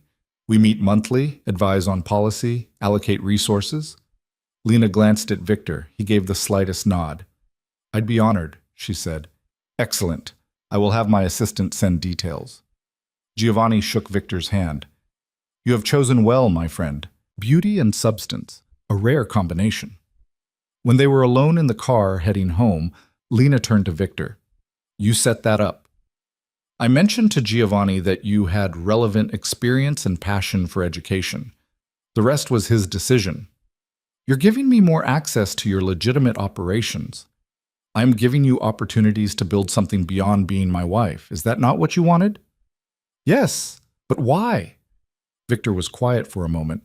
"Because you are capable of more than I initially planned for.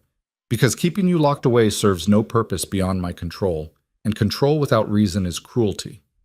Because," he stopped, seemed to reconsider his words, "because you deserve it." Lena looked at him, this man who'd bought her, and was now systematically giving her pieces of autonomy. Nothing about their relationship made sense. Everything about it felt inevitable. "Thank you," she said quietly. "Do not thank me. Earn it. Make the committee meetings matter. Make a difference. Prove that my faith in you is justified. No pressure. Significant pressure, but you thrive under pressure. I have observed this." He wasn't wrong. Lena threw herself into the committee work with the same intensity she brought to the charity, read proposals until her eyes hurt, learned policy frameworks, asked questions that made the older committee members take her seriously instead of dismissing her as Victor's decorative wife. Within 2 months, she'd helped restructure funding for 3 schools in underserved areas. Within 4, she was leading a subcommittee on refugee education. Victor attended her presentations when his schedule allowed. He didn't comment much, but she'd catch him watching with something that looked like pride. Sophia noticed the change too. "You are different now," the girl said one afternoon at the charity. They were working on a reading assignment, but Sophia was distracted. "You smile more. You are less sad." "I'm less sad?" "When you came here first time, your eyes were sad. Like mine. Like you lost something important." Sophia touched Lena's hand. "Now you look like you found something. Maybe not what you lost, but something new." Lena hugged the kid before she could stop herself. Sophia squeaked in surprise, then hugged back fierce enough to crack ribs. "You are a good teacher," Sophia whispered, "and good person. I think maybe your husband knows this. Maybe that is why you smile." Out of the mouths of babes, again. That evening, Lena found Victor on the terrace. He was on the phone, speaking rapid Italian with someone who was clearly making him angry. She started to leave, but he waved her over, ended the call abruptly. "Carlo?" she guessed. "One of his intermediaries. Making threats disguised as negotiations. He is becoming tedious." Victor set down his phone with more force than necessary. "I am tired of managing men who mistake persistence for strength. What does he want?" "Access to shipping routes I control." He believes the attack on the villa demonstrated his willingness to escalate. He is wrong. Victor's jaw was tight. There will be another meeting soon, a summit of sorts, all the major players. Carlo will make his move there. He will demand concessions or offer violence. I will refuse both. And then what? Then we will see who blinks first. Lena sat beside him, close enough that their shoulders touched. Are you worried? I am prepared. These are not the same thing. He looked at her. You will not attend this meeting. It is too dangerous. Okay. Victor's eyebrows rose. No argument? You said it's dangerous. I believe you. I'm not stupid. No, you are decidedly not stupid. He took her hand, laced their fingers together. The gesture was casual, intimate, like they'd been doing it for years. When did you stop being afraid of me? I'm not sure I have. You still scare me sometimes, just in different ways now. Different how? Lena looked at their joined hands. Before, I was afraid you'd hurt me. Lock me up, treat me like property. Now I'm afraid of what it means that I don't want to leave. That when you're gone, I miss you. That I'm building a life in a cage and starting to forget it's a cage at all. Is that what this is to you? Still a cage? I don't know what it is. That's what scares me most. Victor lifted her hand, pressed his lips to her knuckles. I could tell you that you are free to leave. That you have been for months. That the guards are not there to keep you in, but to keep danger out. Would you believe me? No. Why not? Because if I'm free to leave, that means I'm staying by choice, and I'm not ready to admit that yet. Fair enough? He released her hand but didn't move away. I can wait. I am a patient man when the outcome matters. They sat in silence as the sun set over the Tuscan hills, painting everything gold and red. Lena thought about freedom and choice, and all the ways a person could convince themselves they were happy in circumstances they'd never chosen. Maybe it didn't matter. Maybe happiness counted regardless of how you got there. Or maybe she was just getting really good at lying to herself. The summit was in 2 weeks. Victor prepared for it the way generals prepared for war. Strategic meetings, contingency plans, information gathering from sources Lena didn't ask about.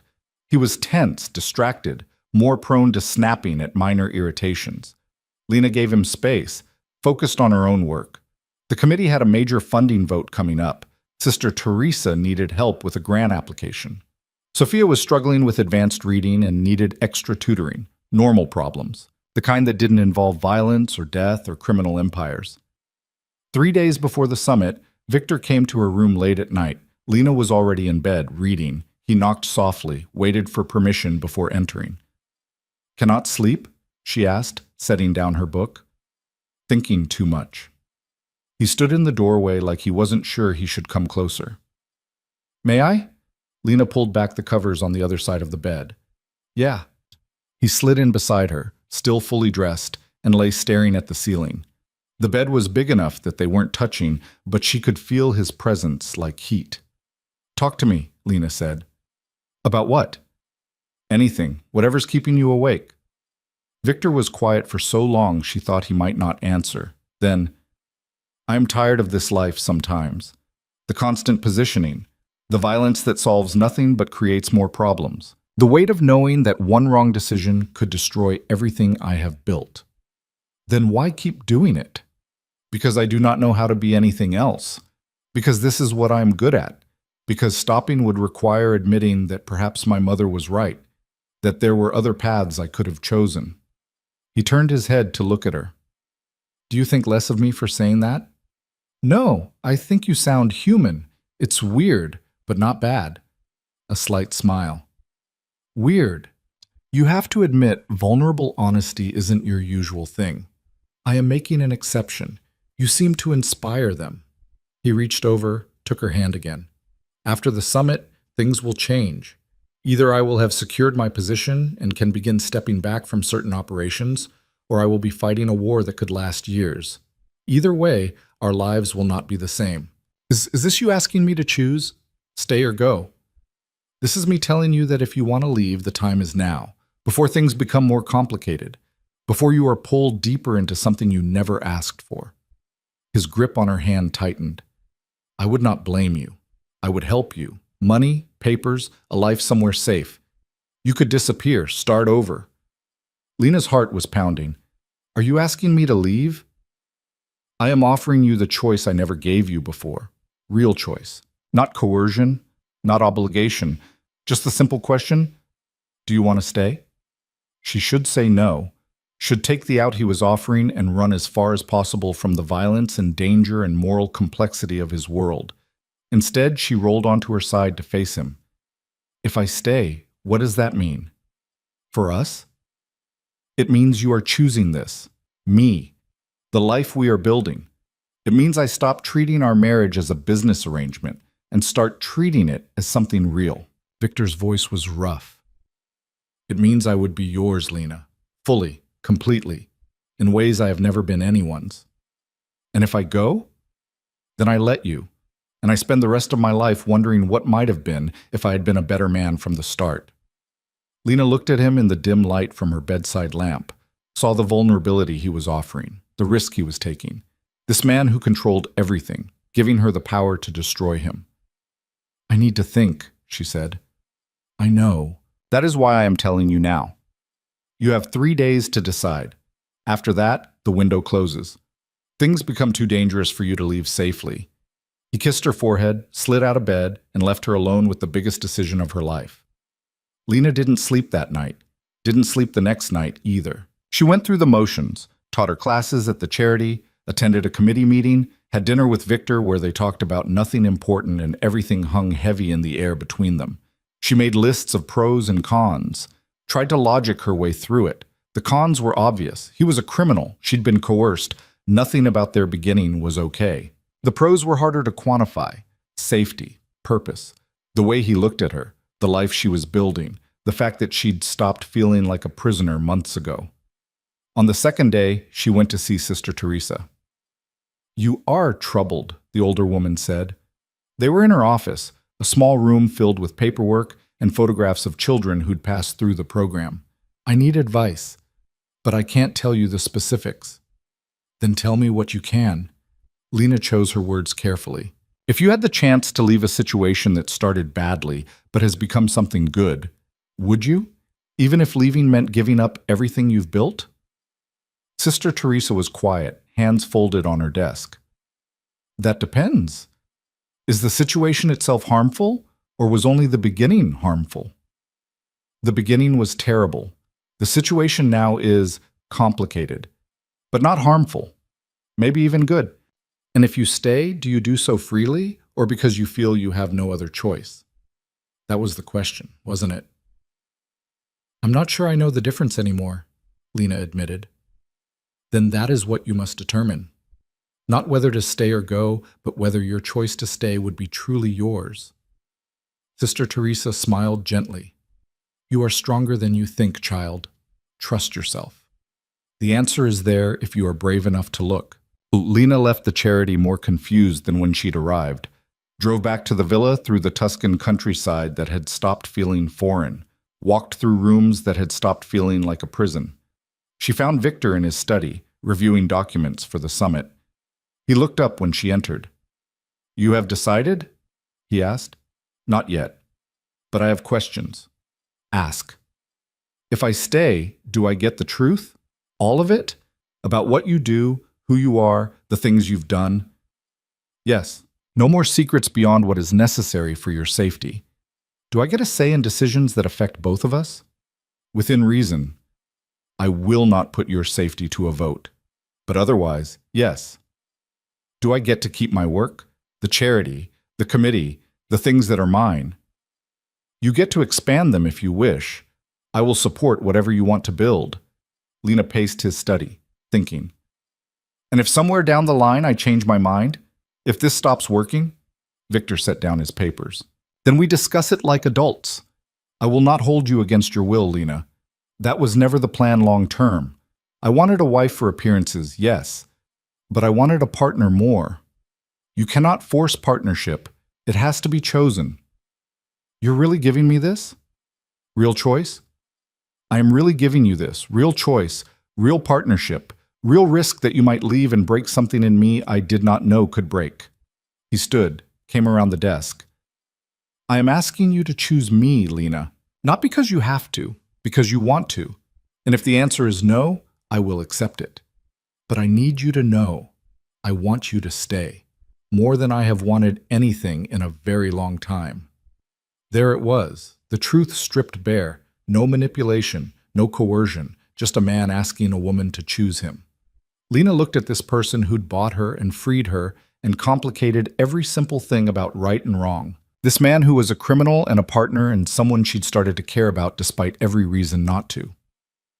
I need one more day, she said. You have it. That night, Lena went to her room and did something she hadn't done since before the wedding. She called her father. He answered on the second ring. Lena? Honey, is that you? His voice cracked something open in her chest. Yeah, it's me. Oh, thank God, I've been so worried. Are you okay? Are you safe? Did he hurt you? I'm fine, Lena sat on her bed, pulled her knees to her chest. I need to ask you something, and I need you to be honest. Anything, sweetheart. Anything. When you sold me to Victor, did you know what he was? Did you know what kind of life you were sending me into? Silence. Too long. Dad? I knew enough, he said finally. His voice was small. I knew he was powerful, connected, that he could make my debts go away. I told myself he'd treat you well, that you'd have a better life than I could give you. You sold me to save yourself. Yes. A broken sound. Yes. And I hate myself for it every single day. I wake up and I see your face and I know what I did and I can't. He was crying now. I can't take it back, Lena. I would if I could. I would do anything, but I can't. No, you can't. Lena wiped her own tears away. I called because I need to know something. If you could go back, knowing everything that's happened, would you still do it? Would you still trade me for your freedom? No. Never. I would face whatever came rather than sacrifice you again. Why? Because you're my daughter, because I love you, because some prices are too high even for survival. Lena closed her eyes. I needed to hear that. I needed to know that you regret it. I regret it more than I can say. Are you... He hesitated. Are you happy? Is he good to you? The question was complicated, the answer more so. He's given me choices, Lena said slowly. Opportunities. A life that's mine. It's not what I would have chosen at the start, but it's become something real. Do you love him? Did she? Lena turned the question over in her mind. Love felt too simple for what she felt. Too clean for something born from coercion and survival. But something was there. Something that felt like it could become love if she let it. I don't know yet, she admitted, but I think I could. Maybe I already do. That's why I called. I need to know if choosing to stay makes me weak like you were weak, or if it makes me something else. It makes you brave, her father said, braver than I ever was. You're choosing your life, Lena. That's not weakness. That's strength I never had. They talked for another hour. It didn't fix anything. Didn't erase what he'd done or the betrayal she'd felt. But it gave her something. Closure, maybe. Permission to stop letting his choices define hers. When she hung up, she knew what she was going to do. She found Victor on the terrace. He was smoking a cigarette, something she'd only seen him do when he was stressed. He stubbed it out when he saw her. You are here for your answer, he said. Yeah. And? Lena walked to stand in front of him, close enough to touch. I'm staying, not because I have to, not because I'm afraid to leave, because I want to see what we become when we're not pretending anymore. The relief in his face was immediate and overwhelming. He pulled her into his arms, held her so tight she could barely breathe. You are certain? He asked against her hair. No, I'm terrified, but I'm certain I want to try. Victor pulled back enough to look at her. Then we try. Together, as partners, as equals. As something, Lena said. We'll figure out what. He kissed her then, deep and consuming and full of promise. When they broke apart, both breathing hard, Victor pressed his forehead to hers. I will not fail you, he said. Yes, you will. We'll both fail each other sometimes. That's how this works. But we keep choosing it anyway. When did you become wise? When I stopped being a victim and started being a participant. They stayed on the terrace until late, talking through what came next. The summit, the future, the million small details of building a real partnership from the wreckage of how they'd started. Lena fell asleep that night in Victor's arms for the first time, not because she had to, because she wanted to, because she'd chosen him. And that made all the difference. The morning of the summit, Victor woke her before sunrise. "I need to leave early," he said, already dressed in a dark suit that made him look dangerous. "Additional security measures. I will be gone most of the day." Lena sat up, rubbing sleep from her eyes. "Be careful. Always." He kissed her forehead, then her lips. "Stay inside today. Marco and extra guards will be here. Do not answer the door for anyone. Do not leave the grounds." "You're scaring me." "Good. Fear keeps you alert. Alert keeps you alive." He touched her face. "I will call when it is finished. If you do not hear from me by midnight, Marco has instructions." "What instructions?" "To get you somewhere safe. Somewhere Carlo and his people cannot find you." Victor's voice was steady, but his eyes were worried. "I do not expect it to come to that, but I plan for every possibility." "Victor, I will come back to you, I promise. One more kiss, longer this time. Stay safe, Lena." He left before she could argue. Lena listened to his footsteps fade, the front door close, the car pull away. Then she got up and paced her room like a caged animal. The villa felt wrong without him, too quiet, too empty. She tried reading, couldn't focus. Tried working on committee proposals, gave up after rereading the same paragraph 5 times. Finally, she went to find Signora Rossi. The older woman was in the kitchen, preparing food that no one would eat. Stress cooking. Lena recognized the behavior. "How many of these has he been to?" Lena asked, sliding onto a stool. "Summits like this? Perhaps a dozen in the years I have worked for him. They always end the same way." "Which is?" "Victor comes home. His enemies do not." Signora Rossi's hands never stopped moving. "He is very good at surviving, Mrs. Romano. Do not forget this." "I'm trying not to." The day crawled by. Lena ate lunch she didn't taste, wandered the villa checking locks on windows that were already locked, counted guards on the property, 12, which was triple the normal number. By evening, she was ready to climb the walls. She tried calling Victor. It went straight to voicemail. Tried again an hour later. Same result. At 8, Marco knocked on her door. "Any word?" she asked immediately. "No, but this is normal. The summit runs late. They negotiate, they argue, they posture. Mr. Romano will call when there is news." "You're not worried?" Marco's expression was carefully neutral. "I'm always worried when Mr. Romano is in a room with men who want him dead. But I am also experienced. He knows what he is doing." "That's not as comforting as you think it is." "It is the truth. Sometimes that is the best comfort available." Marco left her alone again. Lena tried to sleep, gave up, and ended up in Victor's study. She'd never spent much time here. It was his space, full of his things, and she'd respected that boundary. Tonight she needed to feel close to him somehow. The room smelled like him. Expensive cologne and the leather of the chair he sat in for hours. She ran her fingers along his desk, looked at the framed photograph she'd never noticed before. A woman with kind eyes and Victor's nose. His mother, probably. She sat in his chair and let herself imagine the worst. Victor not coming home. Carlo winning. Her life exploding again just when she'd convinced herself it was solid. The fear was sharp and real. She'd chosen this. Chosen him. If he died tonight, she'd have to live with knowing she'd loved someone whose world had always been destined to destroy him. Because she did love him. The realization settled over her like falling snow. She loved this complicated, dangerous, surprisingly gentle man who'd given her choices and partnership and a life that mattered. She loved him, and he might die tonight. Lena was still sitting in Victor's chair when her phone rang at 11:30. Unknown number. Her hands shook as she answered. "Hello?" "Mrs. Romano." Not Victor, a voice she didn't recognize.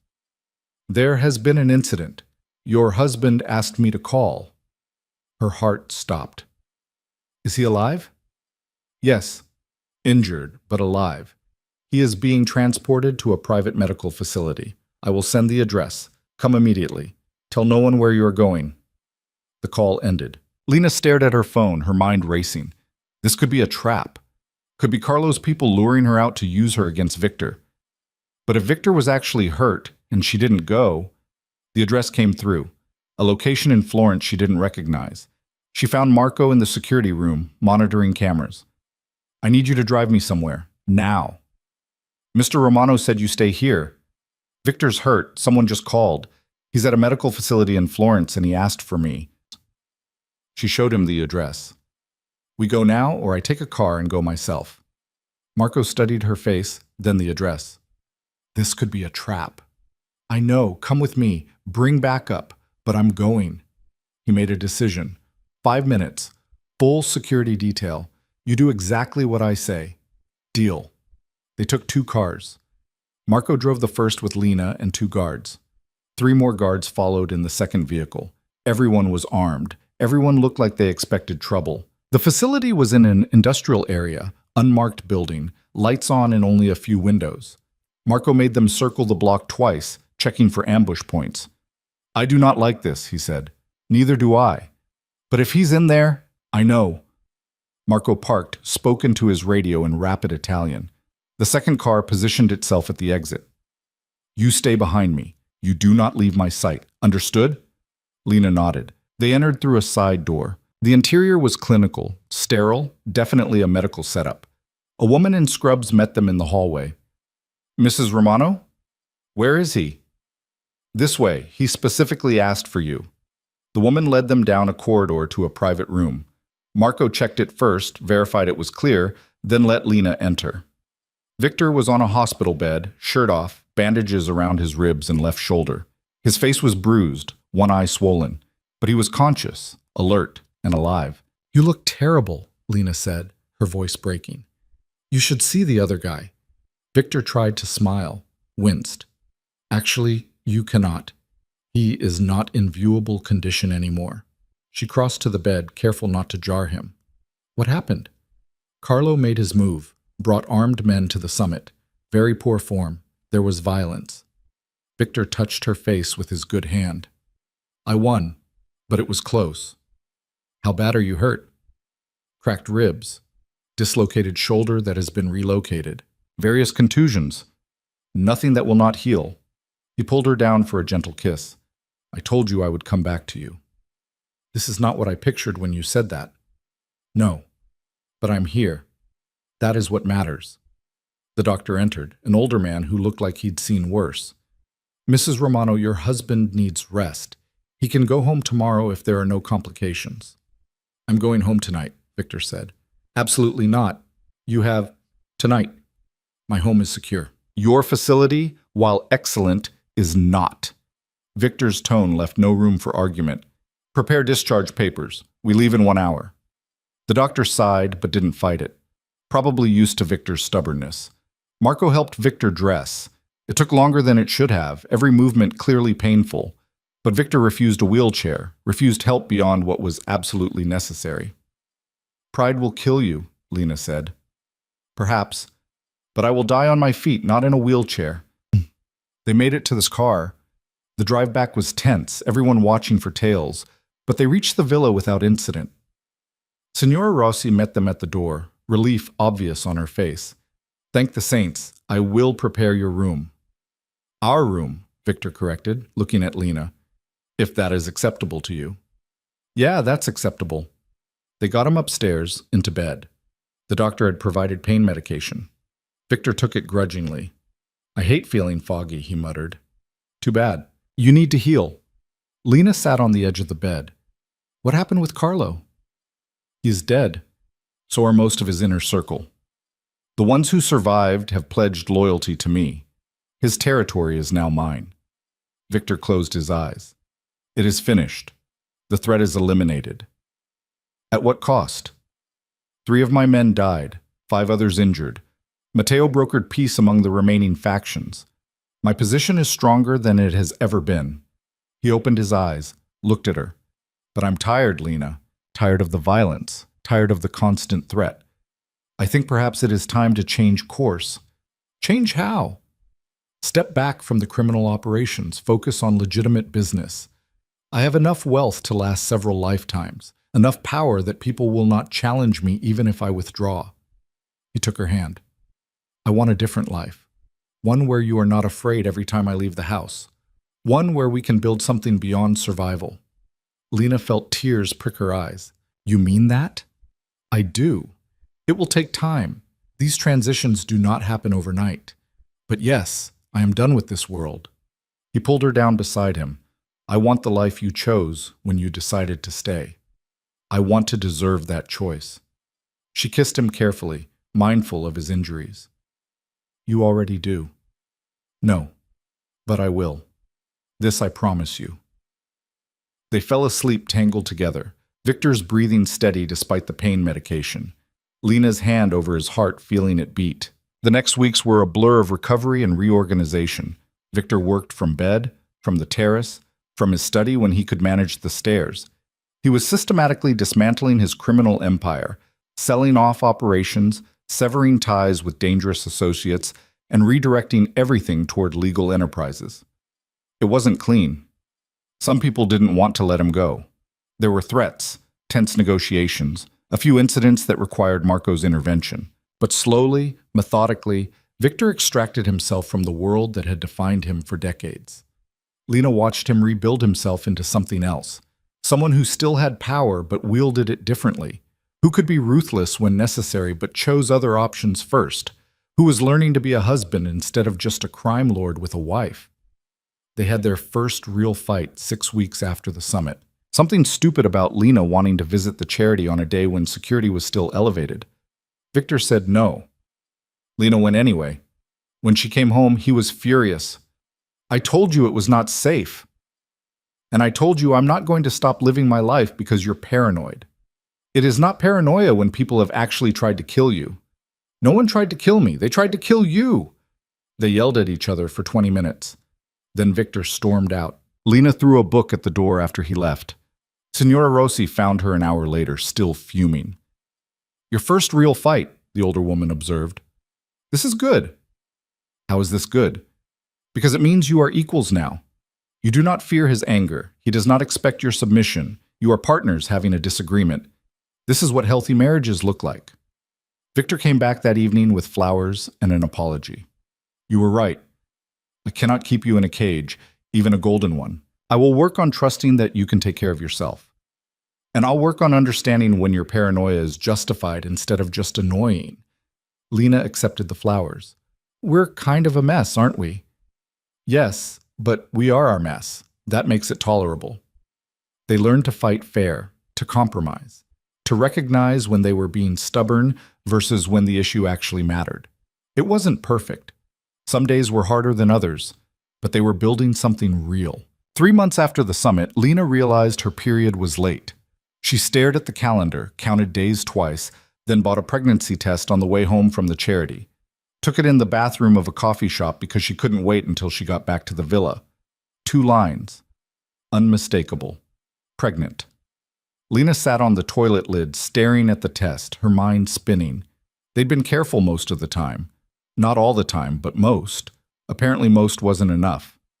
A baby. Victor's baby. She tried to picture him as a father and couldn't quite manage it. Tried to picture herself as a mother, and that was even harder. But underneath the panic was something else. Something that felt almost like joy. She told him that night over dinner, just blurted it out between the pasta and the salad. I'm pregnant. Victor set down his fork very carefully. You're certain? Took a test this afternoon. Pretty certain. He stood, walked around the table, and pulled her into his arms. When he pulled back, his eyes were wet. This is good? He asked, like he wasn't sure. I think so. Is it good for you? Yes. Unexpected, but yes, very yes. He kissed her, then her stomach. A child. Our child. You're not freaked out? I am terrified. I know nothing about being a father. My own father was absent. I have no model for this. Victor pulled her close again. But I want this. Want to try. Want to be better than what I came from. We'll figure it out together, same as everything else. Yes. Together. The pregnancy changed things again. Victor became even more protective, which Lena had thought impossible. He hired an obstetrician who made house calls, baby-proofed the villa before she was even showing, started reading parenting books with the same intensity he'd once applied to criminal strategy. Lena worked through her first trimester, morning sickness and all. The kids at the charity noticed when she started showing. "You're having a baby," Sophia announced to the entire class. "This is wonderful. Will you still teach us?" "Of course. Babies don't stop you from doing things. They just make you do them differently." "My mama said babies are hard work, but worth it." "Your mama was smart." Sophia hugged her middle. "I hope your baby is happy, like you are now." 6 months in, Victor announced he was done, completely out of the criminal world. All operations sold or shut down. All ties severed.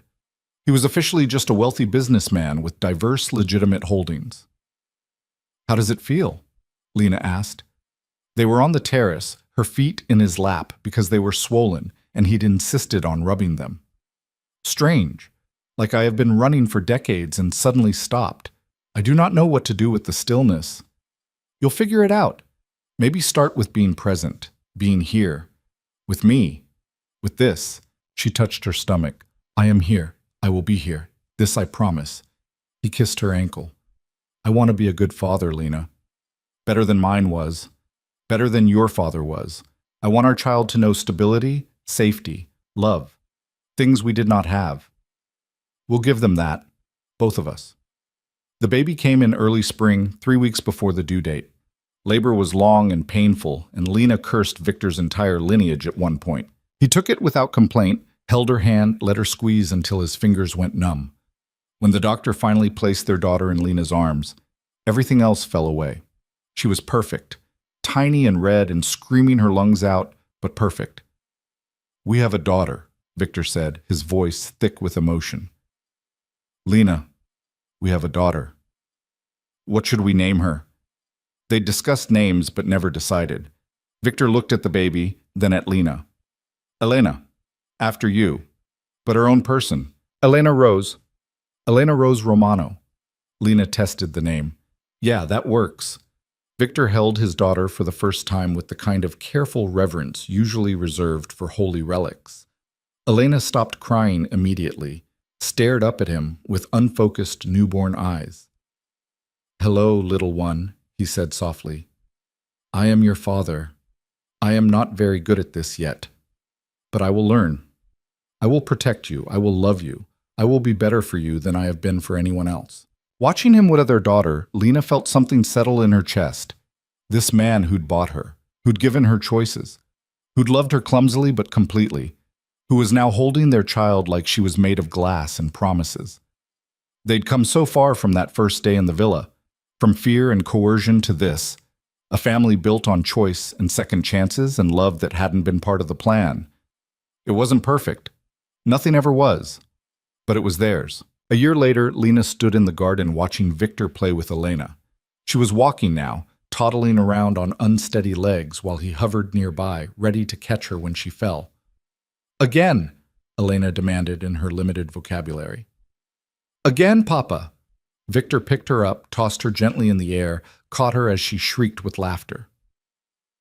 Did it 3 more times before Lena called a halt. "She just ate. You want her to throw up on you?" "Worth the risk." But he settled Elena on his hip instead. "She likes the flying. She likes anything that involves you giving her complete attention. As she should. I am extremely attentive." Lena laughed. "You're a pushover. She's going to have you wrapped around her finger by age 3. She already does. I have accepted this." They walked through the garden together, Elena pointing at flowers and birds and demanding to know what everything was. Victor answered with patience that would have shocked the man he'd been 2 years ago. That evening, after Elena was asleep, they had dinner on the terrace. Just the two of them, wine and food and the Tuscan sunset painting everything gold. "I spoke to my father last week," Lena said. Victor looked up. "How is he?" "Sober. 3 months now. He started therapy working at a hardware store. Says he wants to meet Elena, eventually, when I'm ready." "Are you ready?" "Not yet. Maybe never. But maybe someday." She took a sip of wine. He asked if I was happy. I told him yes. And you were telling the truth? Lena looked at him across the table. This man who'd changed her life in ways both terrible and beautiful, who'd given her pain and purpose, who'd become her partner in building something good from the worst possible beginning. Yeah, I was telling the truth.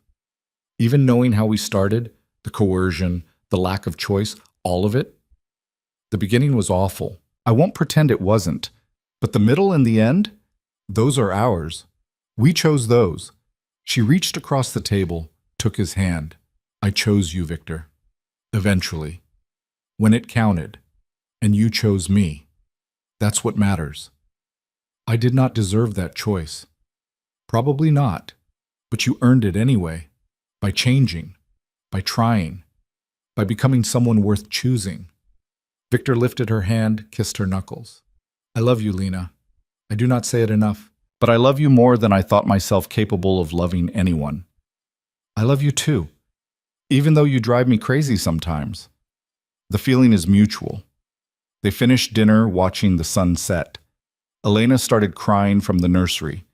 They went together to get her, settled her back to sleep with practiced teamwork. Later, in their bed, Victor pulled Lena close. If you could go back, he said quietly, knowing everything that would happen, would you still get on that plane? Lena thought about it. Really thought about it. The fear and anger and pain of those first weeks. The slow burn of adapting. The moment she'd realized she was choosing to stay. The love that had grown from the least likely soil. I don't know, she said honestly. The beginning was terrible.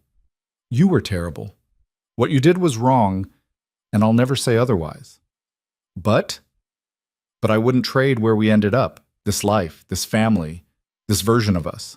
So maybe the answer is no, I wouldn't choose to get on that plane. But I'm glad I did anyway. Does that make sense? Perfect sense. It is the same answer I would give. He kissed her temple. We are a contradiction, you and I, built on wrong things that became right things. I'm at peace with that now. Me too. They fell asleep tangled together the way they did most nights now. In the morning, Elena would wake them too early. They'd stumble through breakfast and argue about whether she was ready for swimming lessons and laugh at her attempts to feed herself yogurt. It would be chaotic and imperfect and sometimes frustrating, just like their relationship, just like their beginning. But it would be theirs, built on choices made freely. Love earned slowly. Trust constructed piece by painful piece from the wreckage of how they'd started. 5 years after that first day in the villa, Lena stood in the same entrance hall, this time by choice, this time coming home after a committee meeting, her coat soaked from unexpected rain. Signora Rossi took the coat, tisking about the weather. Mr. Romano is in the playroom with Elena and young Marco.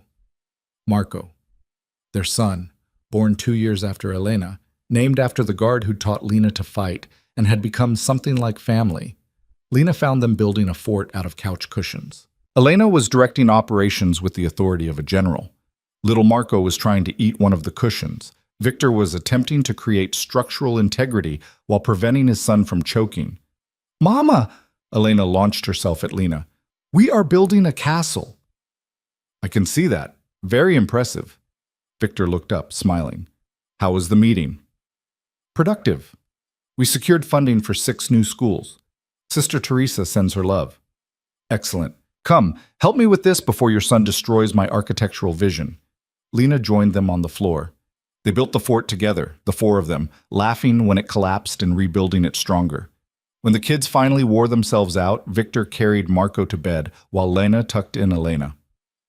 Mama? Elena asked sleepily. Papa says you came from far away.